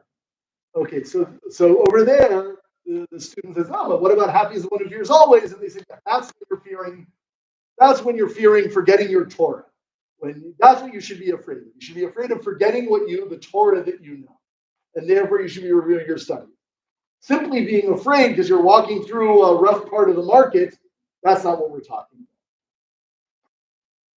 about." Here also, it deals with that event, that they had such confidence in their great goodness and tranquility to humiliate Bar Kamsa and to rely on the daughter of Caesar. I have no idea what this thing about relying on the daughter of Caesar is, but I was searching high and low to figure out what story there is about. There's a lot of stories about dialogue with the daughter of Caesar, but I don't know what this business of relying on the daughter of Caesar is.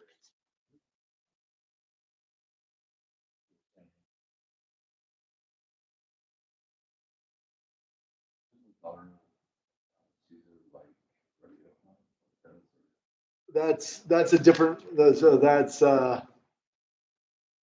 no. So that's the she wants his head. She wants his face. He has a beautiful face. I don't know. Yeah. So I don't understand how that would connect here.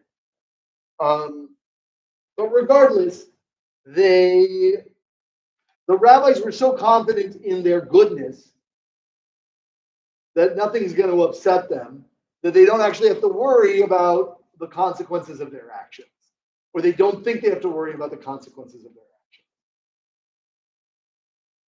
actions. And so the verse about attributing that sinners in Zion are going to be afraid, those are people who are afraid for no reason.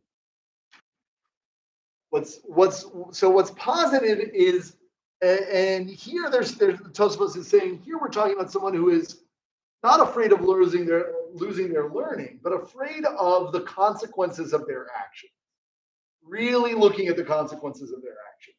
So the rabbis obviously weren't afraid of the consequences of their actions because they sat around and did nothing when Bar Kamsa is getting thrown out. And even when Bar Kamsa comes with his blemished animal from Caesar to the temple and says, "Here, I have an animal from Caesar to sacrifice," and they know what's going on, they are not enough afraid of the consequences of their actions to not listen to Rabbi Zachariah ben Kolas, who's afraid, but he's afraid of trivial things, not of the really consequential stuff. So in some ways, maybe Rabbi Zachariah ben Kolas is the one who's making himself afraid over nothing.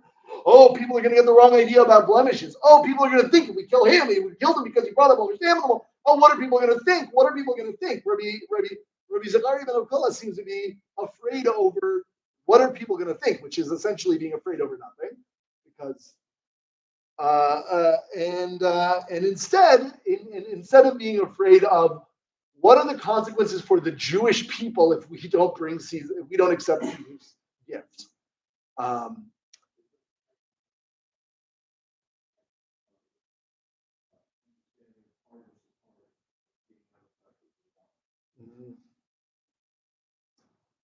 And we think of people being out of touch with reality as being the people who are like, I don't know, I'm just sitting here watching my net thinking about the wrong things. It's not about whether to be afraid or not. It's about being afraid of the right things. There's plenty in this world to be afraid of. Let's make no bones about it. Today as there was then. But if what we're afraid of is, if we're obsessive about the trivial stuff, we're gonna get ourselves into big trouble with the really important stuff. And in some ways, sometimes I think stirring ourselves up and panicking about the little trivial things is a way of avoiding the real questions and avoiding the really scary stuff. Because it's actually kind of like not that, in some ways, maybe being afraid and even in a panic about something that's actually not ultimately that important is maybe a little more comfortable than actually concerning myself with the things that pose a real existential threat.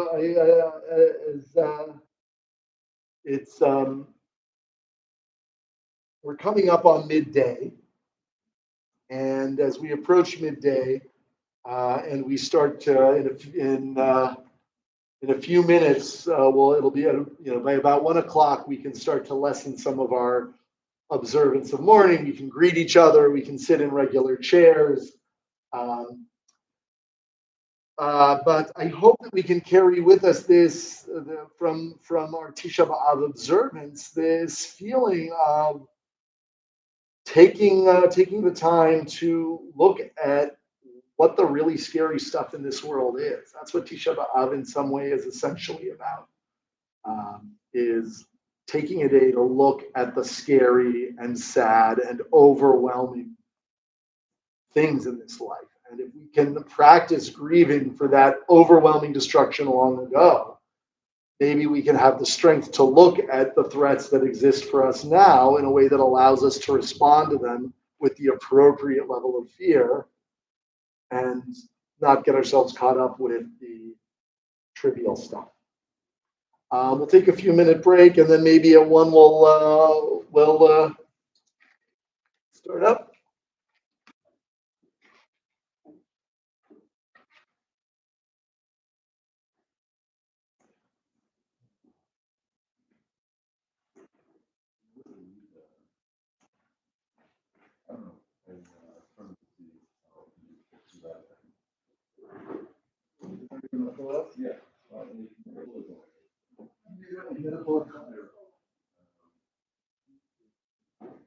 He's not saying he's evil, right? He's just saying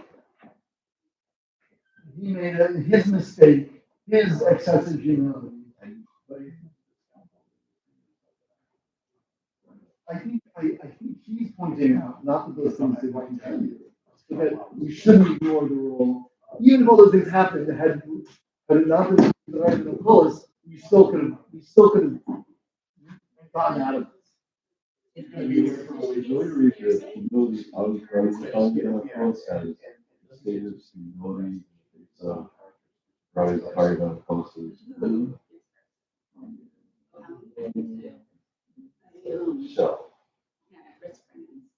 Right.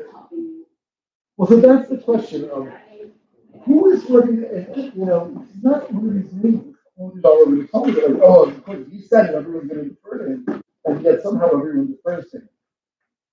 I don't know, I don't think I think it's hard to read that in the grammar there. I see why you would be, because it's ultimately the sages were there, they went along with this, right? But maybe it's the excessive humility of Rabbi Yehuda, which was adopted by the sages. Right? It's not his personal humility, but the humility that he espoused, which has been adopted by everybody. That would be one thing. Yeah, I was trying to read their humility in the face of what's happening.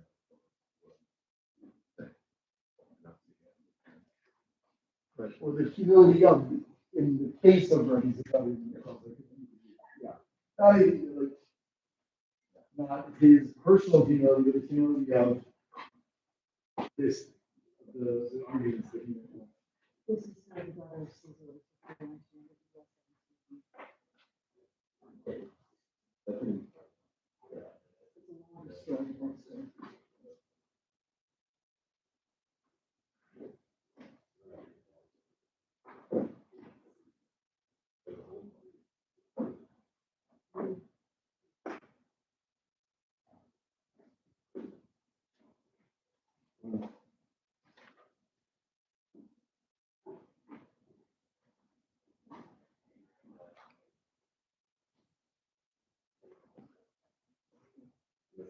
Yeah.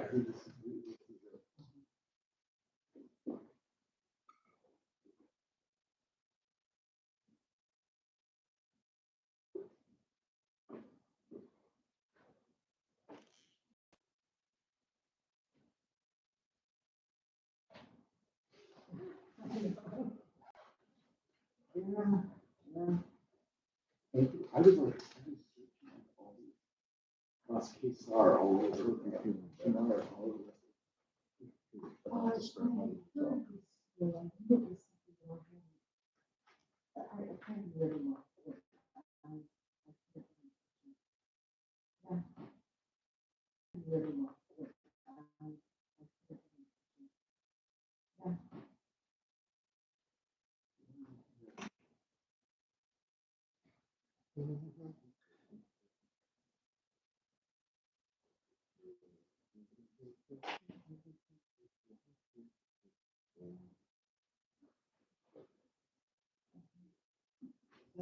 Okay. Yeah. But I need to choose it. Yeah.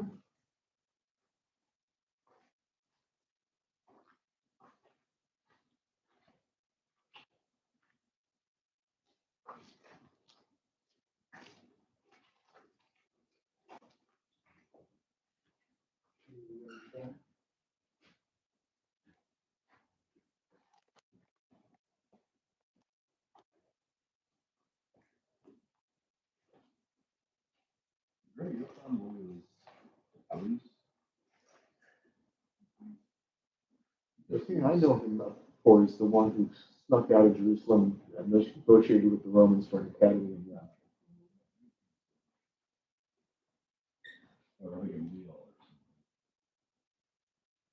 yeah, I know the story you're thinking about. It's not him. No, it's not him. But I know, and I don't remember the name. And I'm not going to remember the name today.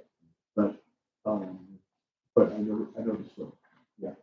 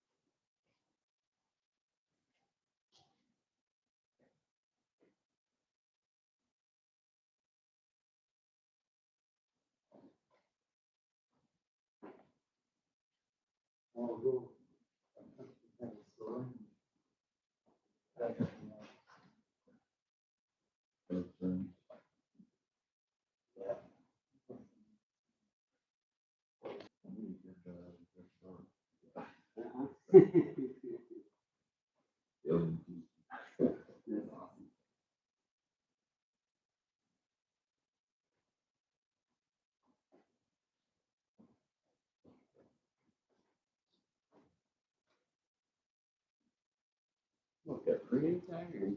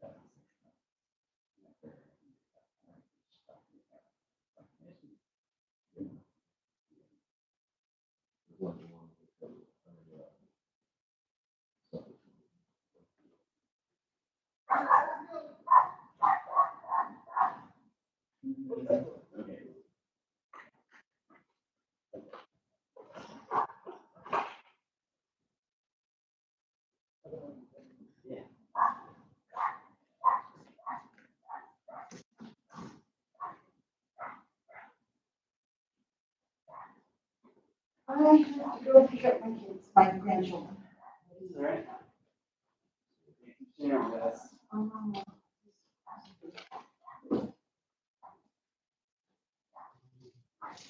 Enjoy your kids, grandkids.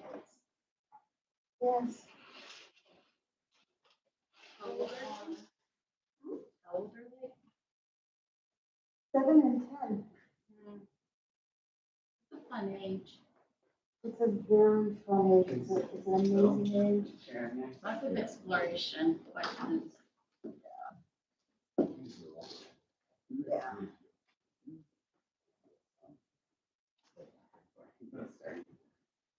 It is so cool. They are independent. And, look at them. They're good for- All right. Take care. Thank you. Well, I gotta go pick up my grandkids. Okay. Got trails. Yeah, I'm told I could tell before about the Emperor's daughter, and I showed it to, I heard something about it before.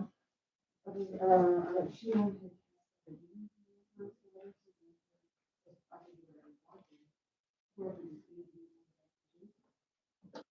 But, I think that that's particularly what I'm saying to. If we could probably have it down here, that would be discussion. So, I don't know.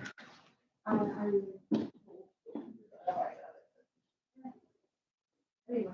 All right.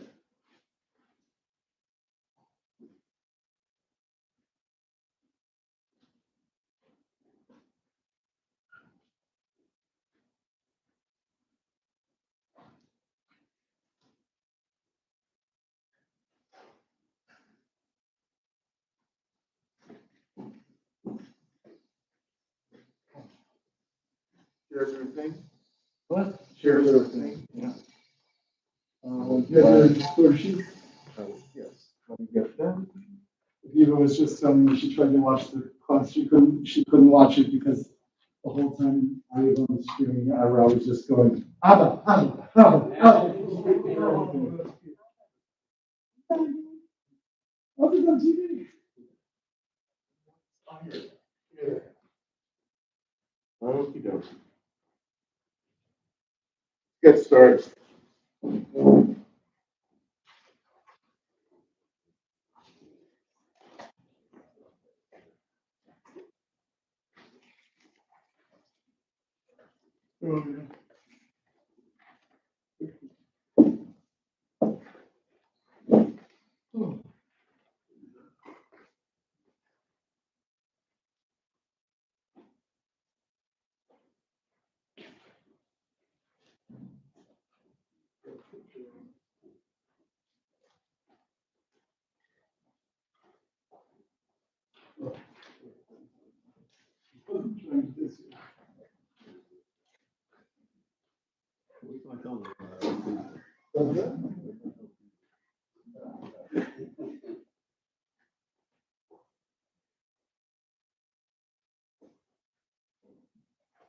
The chopped off hand that I discovered once upon a time by the tomatoes in the garden rightfully is mine.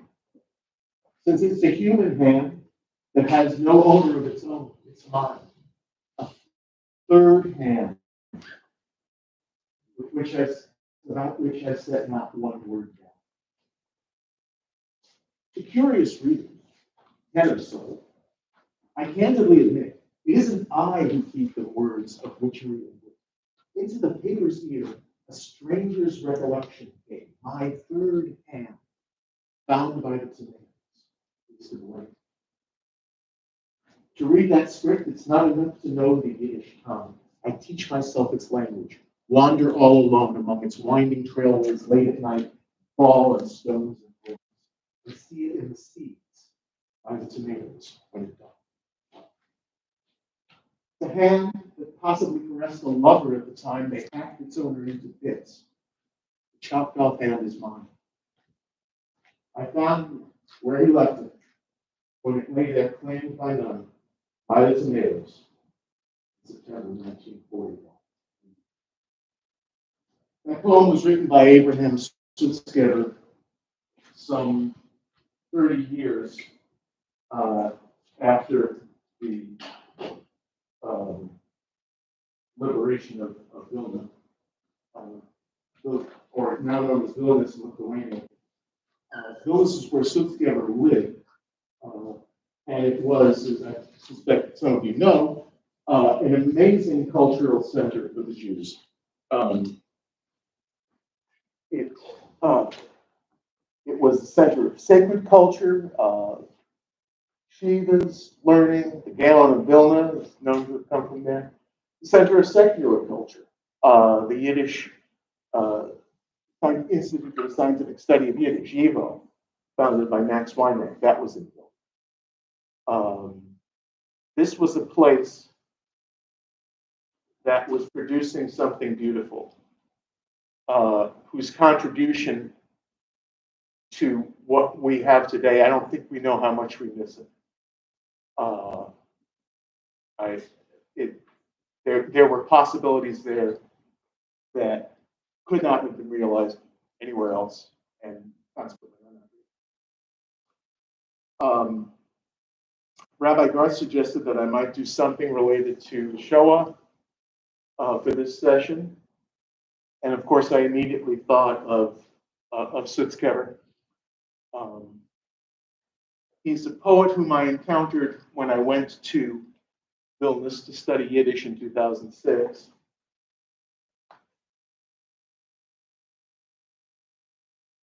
I went there not knowing anything about Sutzkever and not having any sense of how much at the center of the Nazi horror Vilna lay and how much I was going to feel and hear about it through survivors, just through the mere presence of things.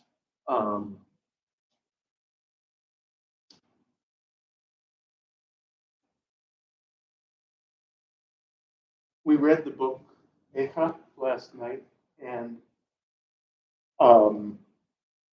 after I gave the rabbi the title that was printed in the publicity, I realized that I wanted to call it something else. I wanted to call it what you have on your hand, the Lamentations of Sutzkever, because I wanted to play it off the Book of Lamentations a little bit. I think there's some interesting comparisons.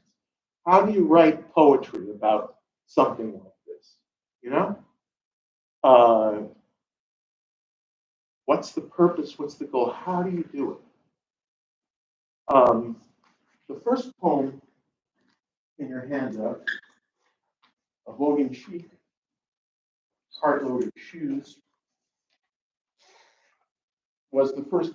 I remember where I was sitting when I read it in the class that I was taking, and I was, of course,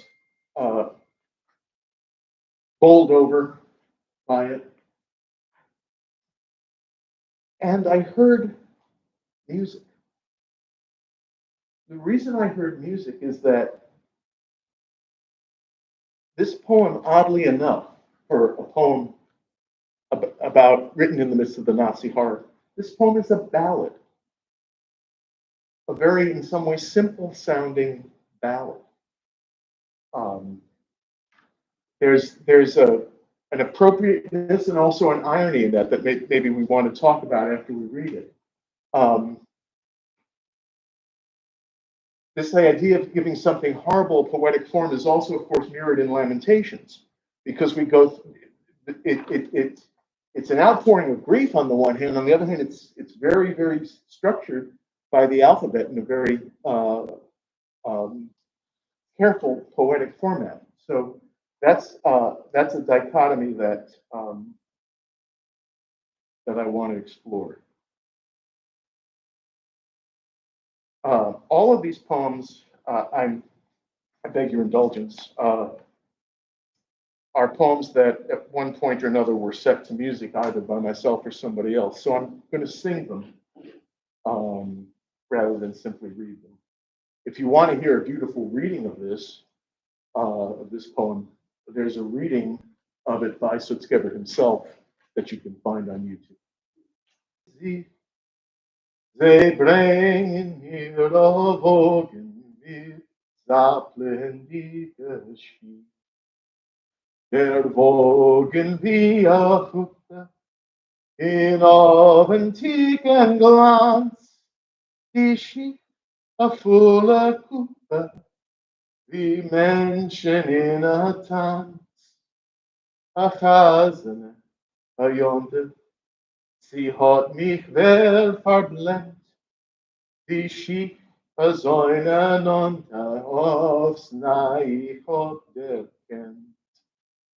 Es klappen die Obsassen, wohin, wohin, wohin, von alter wilde Gassen, betreibt uns kein Berlin.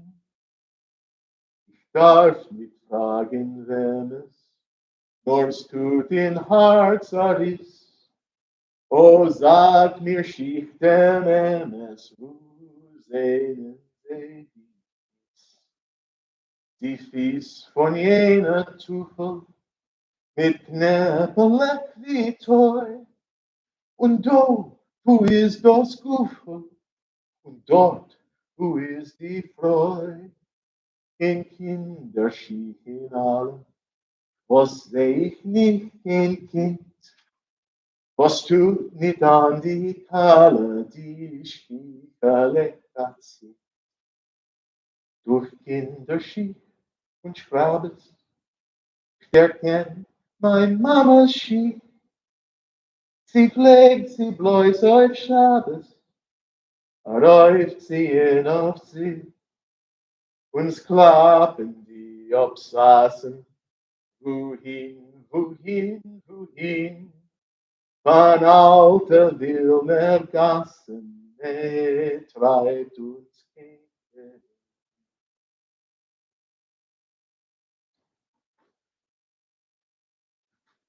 Now, there's lots that one could say about that poem. I'm open to any observations you have, but I want to start with the question that I raised beforehand.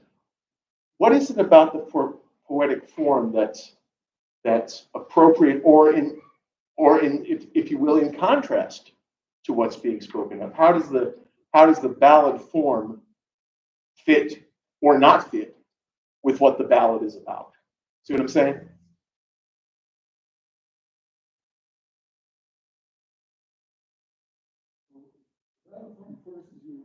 Short, little, simple thoughts, which in some ways is hand capture, but in some ways maybe makes digestible what he's trying to get across. There's also like, I don't know if the form, there's a playfulness in it.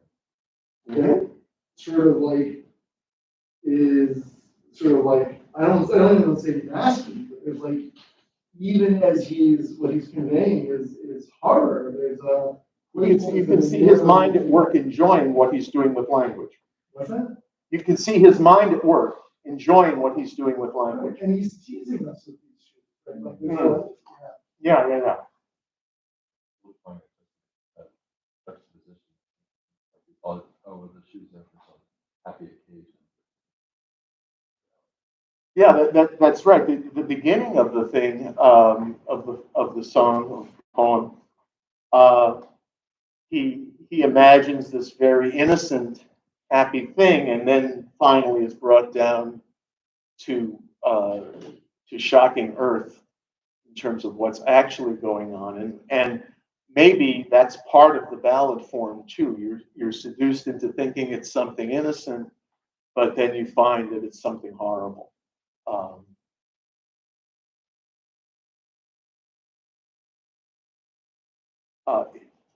In Lamentations,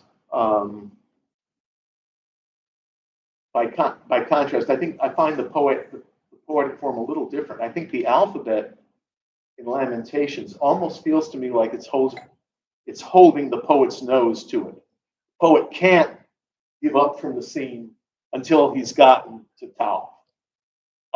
He's got to keep going, however unpleasant it may be. That's what the structure gives him.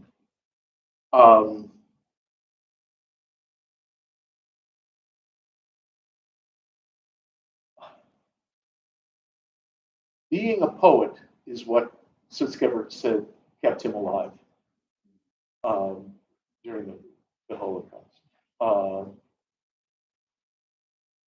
He said, I always believed, almost with a kind of messianic faith, that I could keep, if I could keep writing poetry, that I would see this through.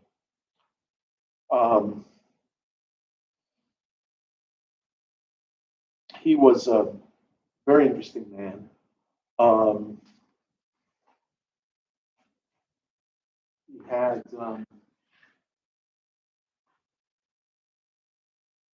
one of the things, and I don't have a poem that really shows this as much, but it may relate to what Rabbi said about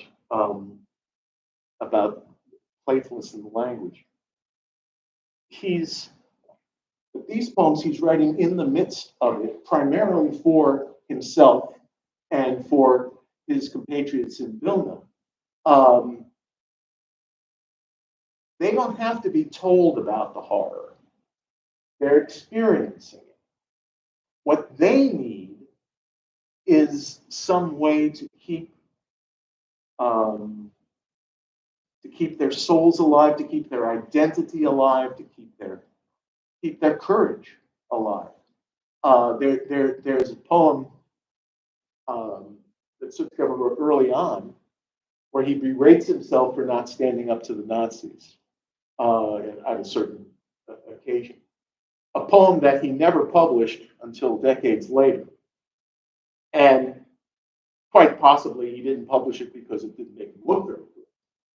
But also, I think because he realized this wasn't what he wanted to be as a poet.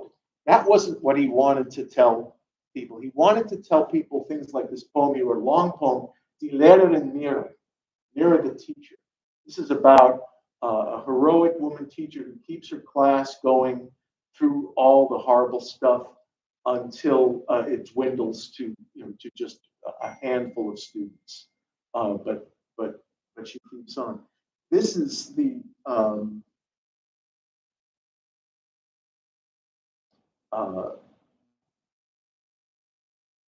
what you might call spiritual resistance that he tried to engender. And not that he thought that spiritual resistance was enough. He also joined the partisans. Has this other wonderful poem. Sorry if I seem to be teasing these poems, but there. I hope you look them up. The Lead Plates of the Rom Printers, it's called. And in this poem, Rom Publishing was one of the great Jewish publishing houses in our history. And their pagination of the Talmud, their layout of the Talmud, that's what became the standard. So if you any Talmud that you open,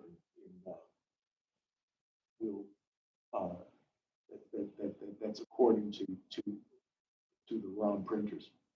So Sutzkever imagines this never happened. He imagines himself and his partisan companions sneaking into the now abandoned warehouse of the Rom printers and melting the lead plates into bullets. That's what the poem is about.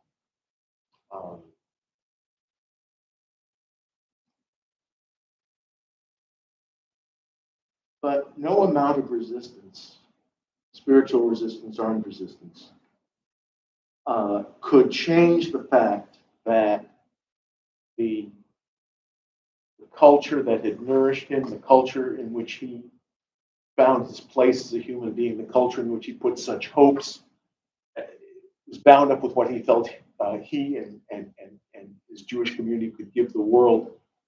This was completely destroyed. And that's what the subject of this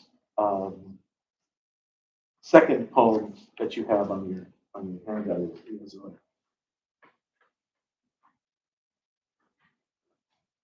Wie soll und mit was wirst du tun?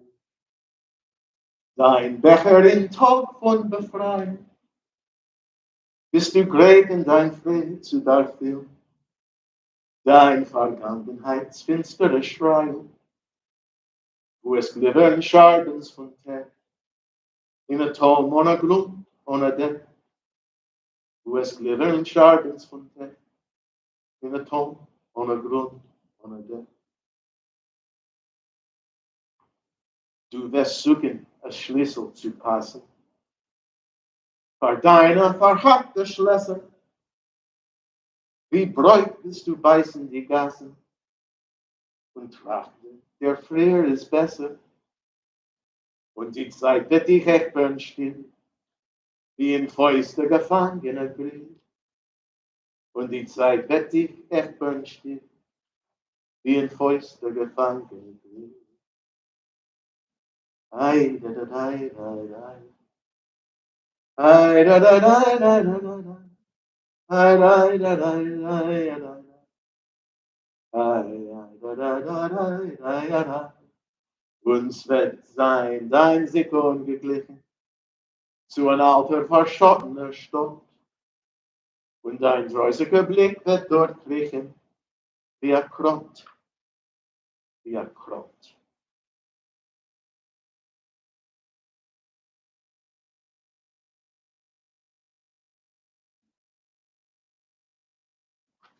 So on the one hand, he's anticipating a liberation that is already too late, even though it will. He seems to believe that he's going to survive in this poem, even though that is by no means objectively a certain thing. But already he knows that Vilna won't survive, can't survive. It's been destroyed. It's been ravaged. This is, to me, very Lamentations-like. This is maybe the most Lamentations-like of the three poems that I'm sharing with you, because it just starts out, right? How lonely sits the city that was once full of people. This comparison with how things used to be in the past and are now in the present. This sense of loss, a loss that by definition cannot be rectified.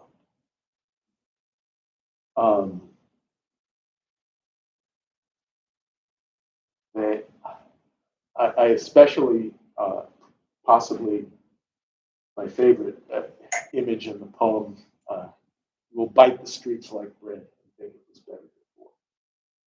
I saw this happen in Vilna. We were given a tour of quote unquote Jewish Vilna by a Holocaust survivor. And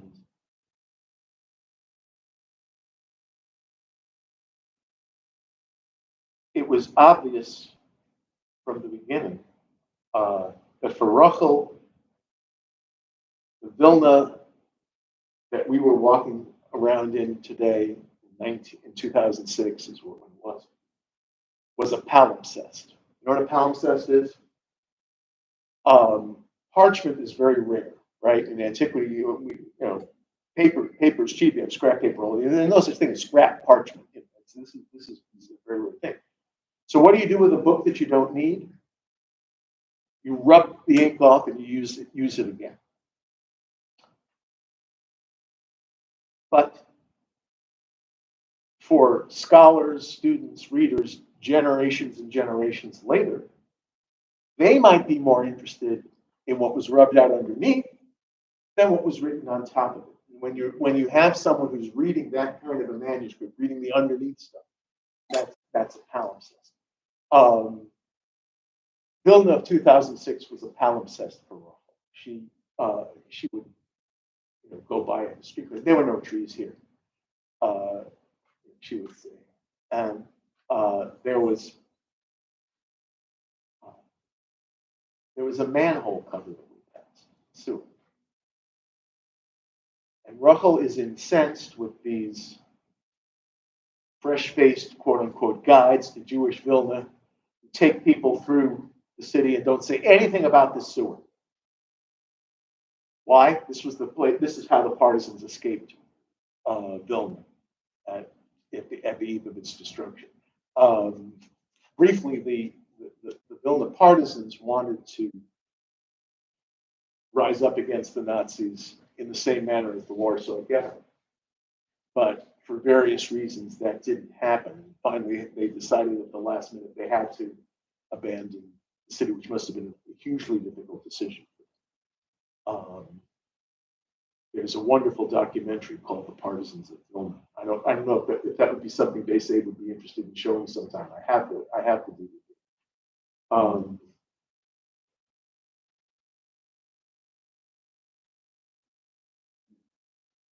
Any thoughts about this poem?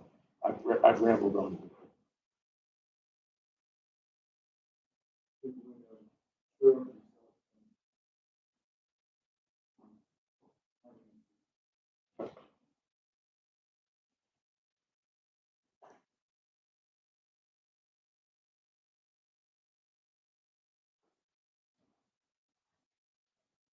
What was your explanation of like the streets? I don't think I did explain it.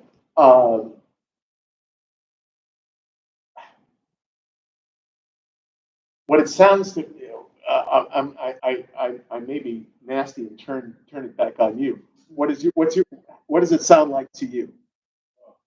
That's what I was asking because I wasn't throwing anything with that. I mean, I was like, okay, so I'm picture her talking right here. Unless they were just talking about burrowing in the streets and bringing up here, like how she was Right. more upset the fact that they wasn't talking about this. It's look. This is what I think. It's looking. Biting a street, of course, is inherently impossible. This is not. The street isn't the thing you can bite, but you're looking for a nourishment that's impossible to get out of the situation.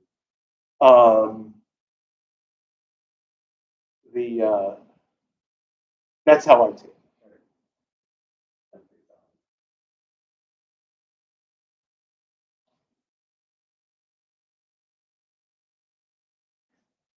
Also feel that it's both this metaphor and the previous one are operating on both the legal level and metaphorical level. You're going to be just as you're literally going to be looking for a key to get back into your old apartment, and you aren't going to be able to get back in.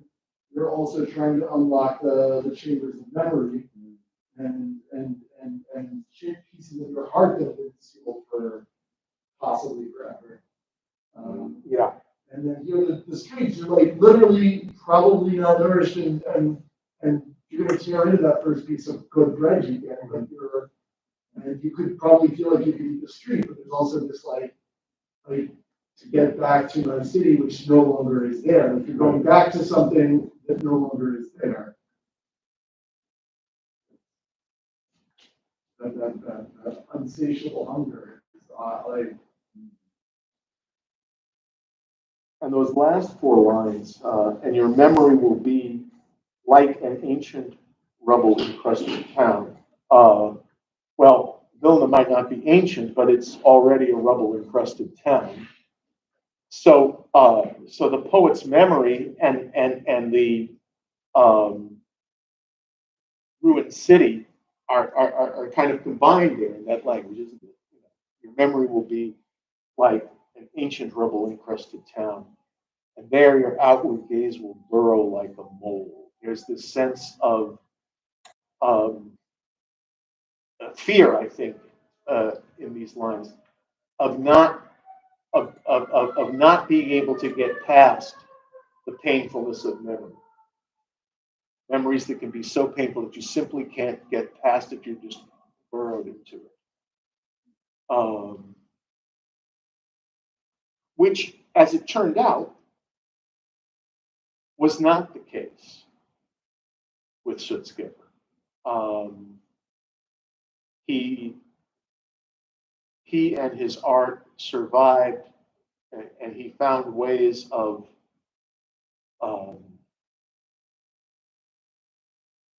drawing on his experience in his poetry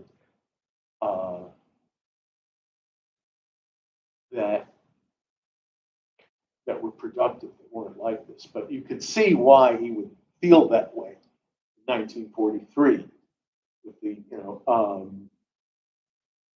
he can imagine himself liberated. he can't imagine himself anywhere at home. That's not a full way of putting it, but that's at least part of what's going on. After 6 months of horrible attacks and dragging people off to the woods to shoot them and decimating the Jewish populations, there were some 20,000 Jews left in Vilna. And for a little while, there was kind of a respite from I mean, they're still being oppressed, they're still starving, but it's not lots of people rounding up being shot and that sort of thing. And in this lull, some cultural activity came to life in the ghetto. One of the most remarkable signs of this life was the I think it's called, I should know this name by heart, the Mefitz Hoskala Library, which actually was right down the street from where I lived when I was in Vilna. My housing in Vilna. I thought I would be giving myself a lot of options by pairing up with this fella and trying to bind a thing together, and it turned out to completely louse the thing up. Two-bedroom apartments were not easy to find, and he kept vacillating about whether he would come or he wouldn't, and finally he didn't. So they were great. They found me an apartment at the last minute. Go to this apartment. It's got this Yiddish inscription over the arch. One of two Yiddish inscriptions I saw the whole time I was there. The other one was just down the block. And there's the Strashing Library at the end of the block. Across the street was where there had been one tragic military engagement with the Nazis. The building wasn't still there because the Nazis destroyed the building, but that was the site of this engagement. I mean, it was like you were from some place other than America, come to study the Civil War, and you got an apartment on Little Round Top. You know, that was how central this felt to me. But the library, this was an active going thing during the Nazi occupation. The library was open, the library was used. There's a little Holocaust museum in Vilna, and the one thing I wanted to take a picture of, and I have a picture, I don't know, now I can't find it, but I took a picture of it. It was a record that was being kept, just how many periodicals had been checked out, how much nonfiction had been checked out, how much fiction had been checked out. Very, very neat, tidy record. But the librarian was a man named Hermann Kruk. And Kruk was himself a refugee from Poland. One of the things about how this all went down, first thing that happened was in the invasion was that Germans moved east and the Soviet Union moved west. So Poland is Nazi occupied. Lithuania is Soviet Union occupied. So much safer for Jews in Lithuania, at least at first, than in Warsaw. So you have in addition to all the Jewish intellectuals that were there just by virtue of being in Vilna, now you have all the intellectuals from Warsaw that came in Flavor. And one of these is this librarian, Hermann Kruk, who left a very, very substantial diary poem that's been translated and called The Last Days of Jerusalem and Lithuania.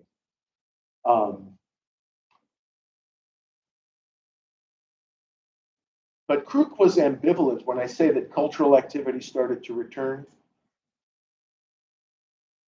Yeah, again, like we were talking about before with Vogue and Sheep, there's something inherently incongruous about writing a beautiful poem in the midst of this situation, of this horror.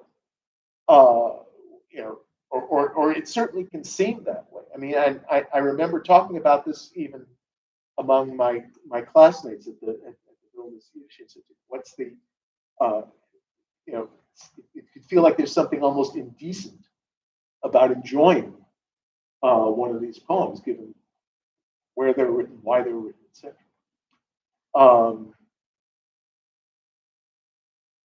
But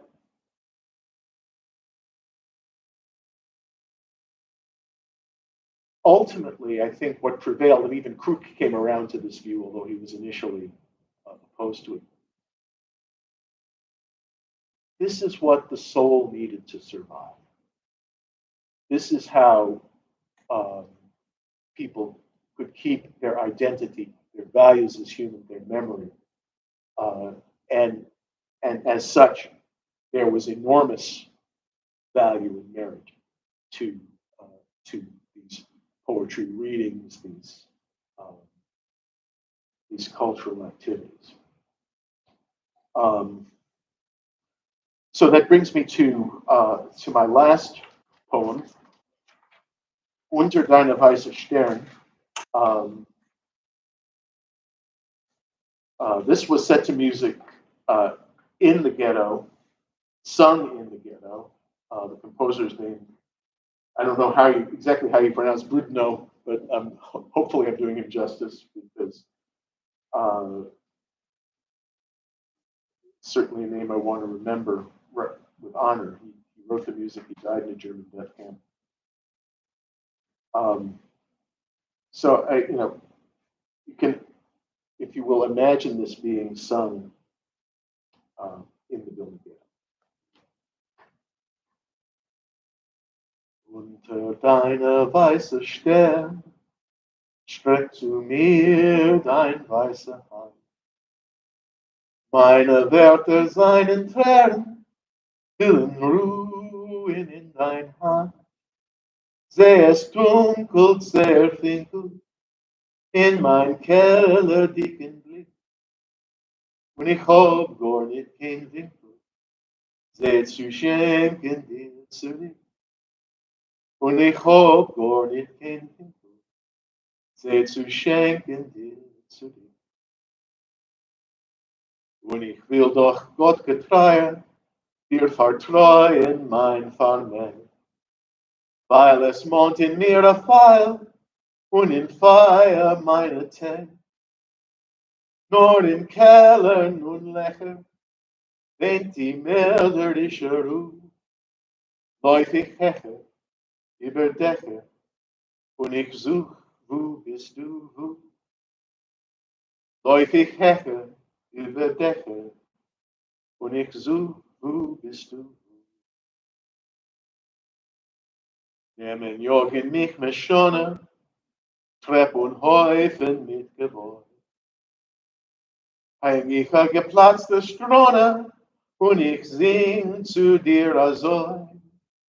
Unter deiner weiße Stern streck zu mir dein weiße Hand. Meine Werte seinen Tränen willen ruhen in dein Hand. Meine Werte seinen Tränen willen ruhen in dein Hand.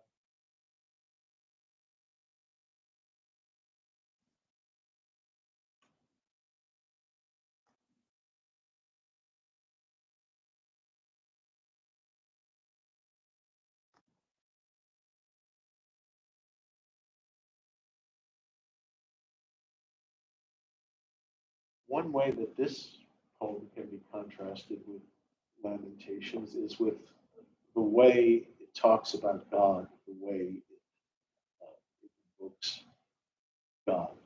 And to me, it's to me, God is a reality there, but in a very different way than you find in Lamentations. In Lamentations, but what are some of the images? You just read it. How is God portrayed there?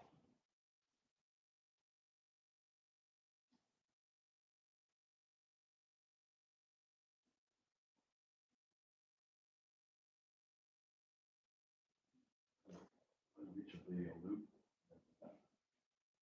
Well, this one, yeah, aloof here. In Lamentations, though, is he aloof? Uh,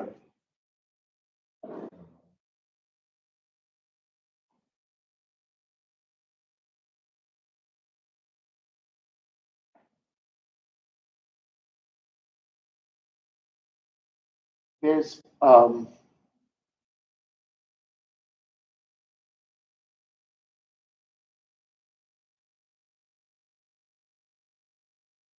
and it's no accident that that the poem starts out under your white stars.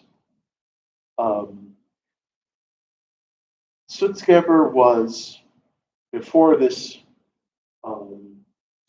before the Nazi horror. Sutzkever's poetry was a celebration of nature.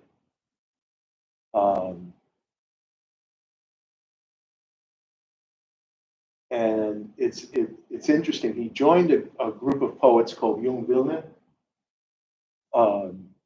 in the late 30s.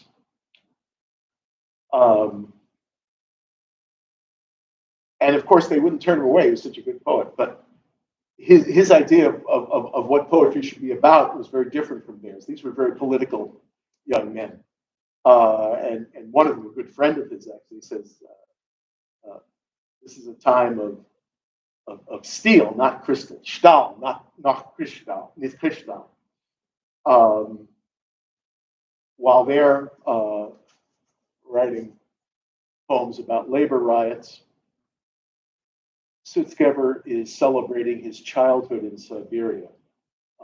There's a volume of poems. He wrote it before the war. It was published after the war.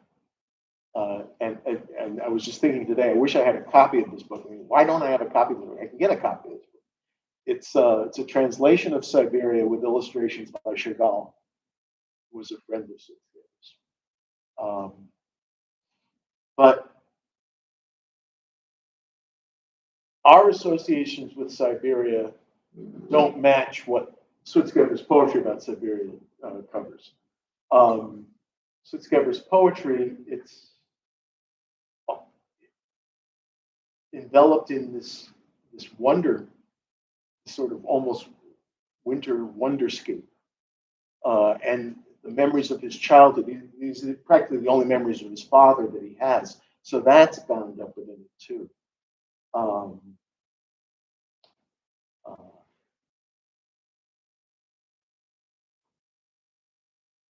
Häufen Schnee, dem Diamanten und Blauen, schreibe ich mit dem Wind wie mit der Pen. On the blue, the diamond snow I write, with the wind as with a living pen. This is the kind of imagery that he has. So as Michael and Rabbi were saying, here God is kind of behind that veil of nature. He isn't absent, but he is aloof. There's, in a sense, out of reach.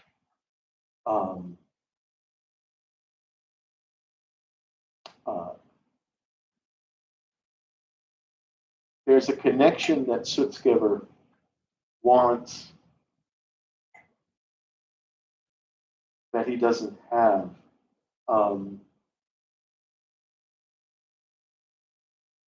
Sutzkever was not religious in the conventional sense of the word, but he certainly believed in his own purpose, his own calling, his own mission. I would, dear God, trust you with what I have. I think he's speaking very specifically of his own poetic gift. But more broadly, for all the people out there in this community who aren't poets, everybody has something like that. Maybe it's not poetry. There's something deep in you that's essential to your nature that that you risk losing in countless ways, obviously, but especially in a time like this. the merderish Aru, the murderous quiet, the sense of being hunted. Notice, by the way, that in all three of these poems, we've never pictured a Nazi. This Sutzkever keeps himself and his people at the center of his writing, because again, this he's trying to give himself and his people what they need to survive this ordeal with as much humanity as possible. And this reaching out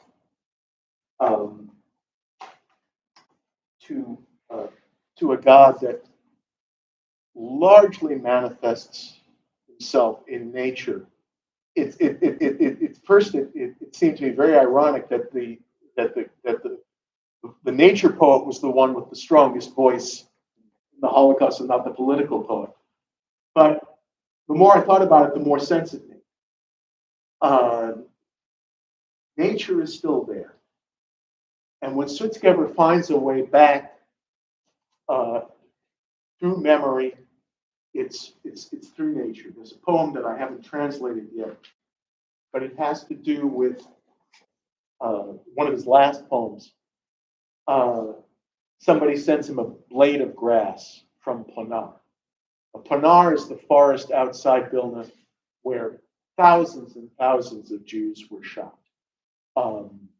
We think of the death camps as the place where Jews typically met their final end, and toward the end of the war, that was true. But for the first couple of years, people were just taken to forests and shot en masse. And I was there at Planar.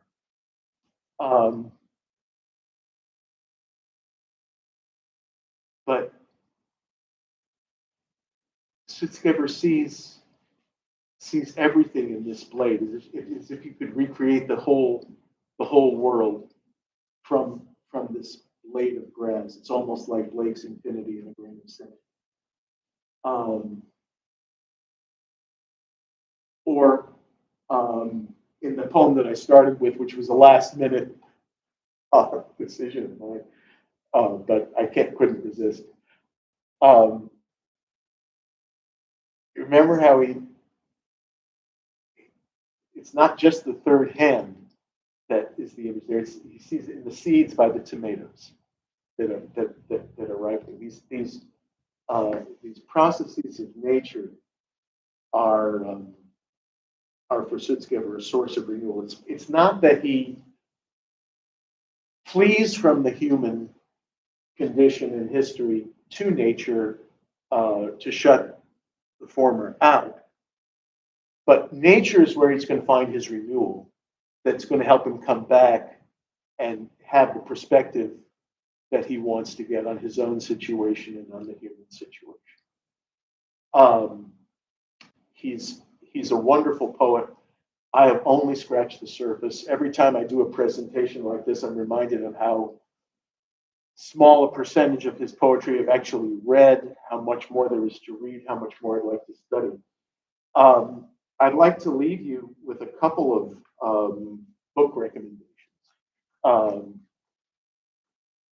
can even pass them around. This is not just Sutzkever, it's poetry of the Holocaust by a translator named Aaron Kramer. And I actually used Aaron Kramer. He's my favorite translator of Sutzkever's poetry. There's maybe about 10 Sutzkever poems. But Kramer's a wonderful translator. And I got in touch with his daughter, as it turned out. He had already died, for permission to use one of his poems on a CD. So it's weird, but I kind of feel almost a personal connection to him, even though it's just that one thing. The other thing, the other book tells a whole amazing story that I hadn't even alluded to in our little session on Sutzkever. It involves what was known as the paper brigade. These were Jewish intellectuals. The Nazis wanted to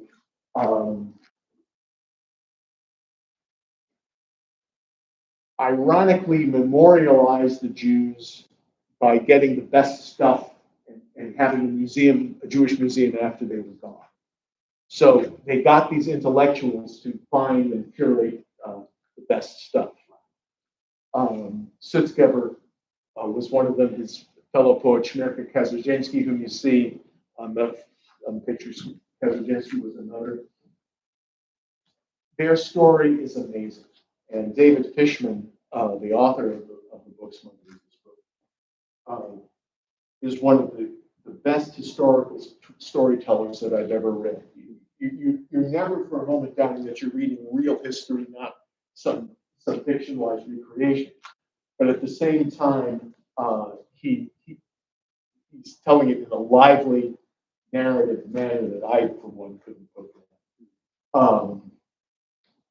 And they were successful, and they did manage to conceal and retrieve so many things.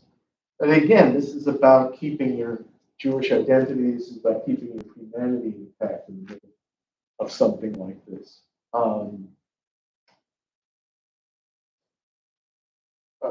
One of the things I think his name is Pohl, if I remember correctly, the German guy who was supervising this. Whenever you came into the room, they were expected to rise. So Sutzkever decided that someone should keep watch to see when he was coming. And they would stand up before he got there. So they weren't standing up for him. A little thing, but that's the kind of consciousness. Any other questions or comments?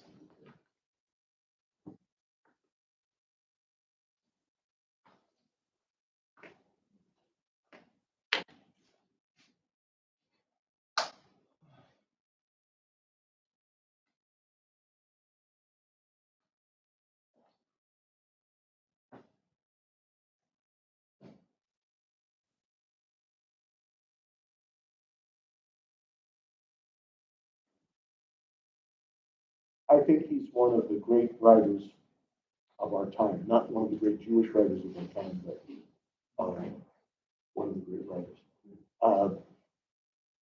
The Sheva Singer certainly was worthy of a Nobel Prize. I would contend that Adam Sutzkever was even more.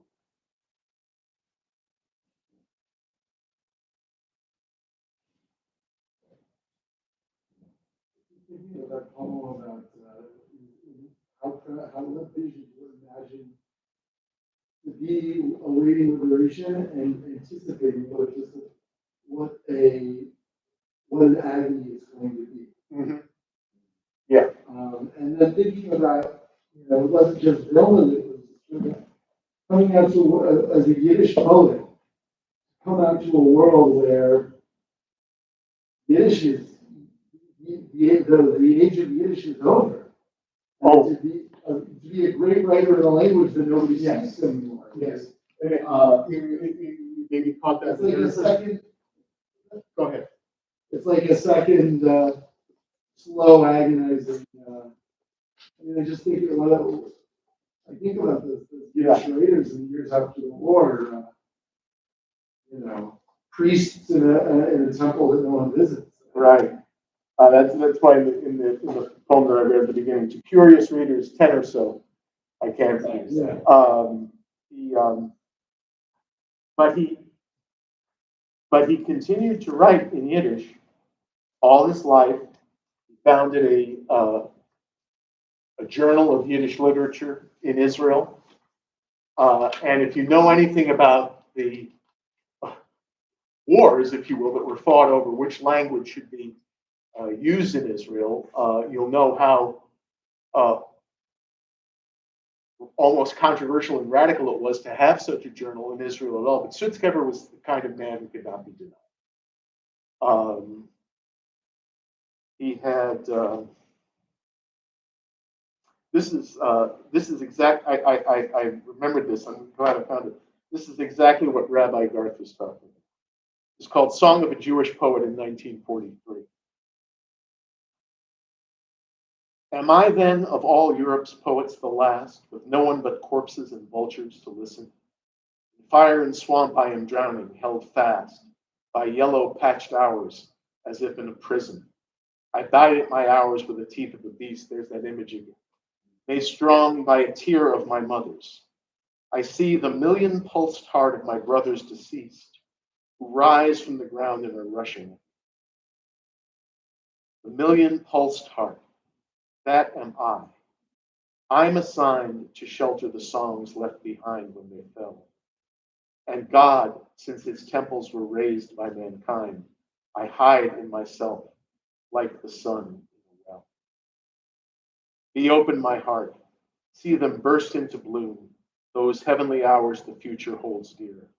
Oh, strengthen their purpose and make them come soon, and be in your sorrow their trumpet, their seer. And sing of the swamps till a tear of your mother's has welled once again. Give voice to the breeze, and let it be heard by the bones of your brothers, the ghetto of ablaze, and your kin overseas.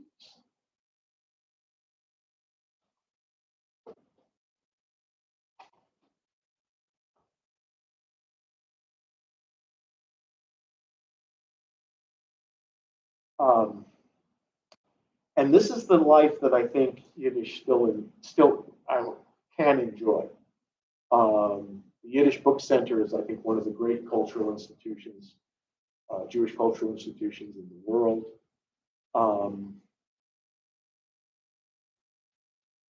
Yiddish is still spoken in certain Jewish communities, and we mustn't forget that.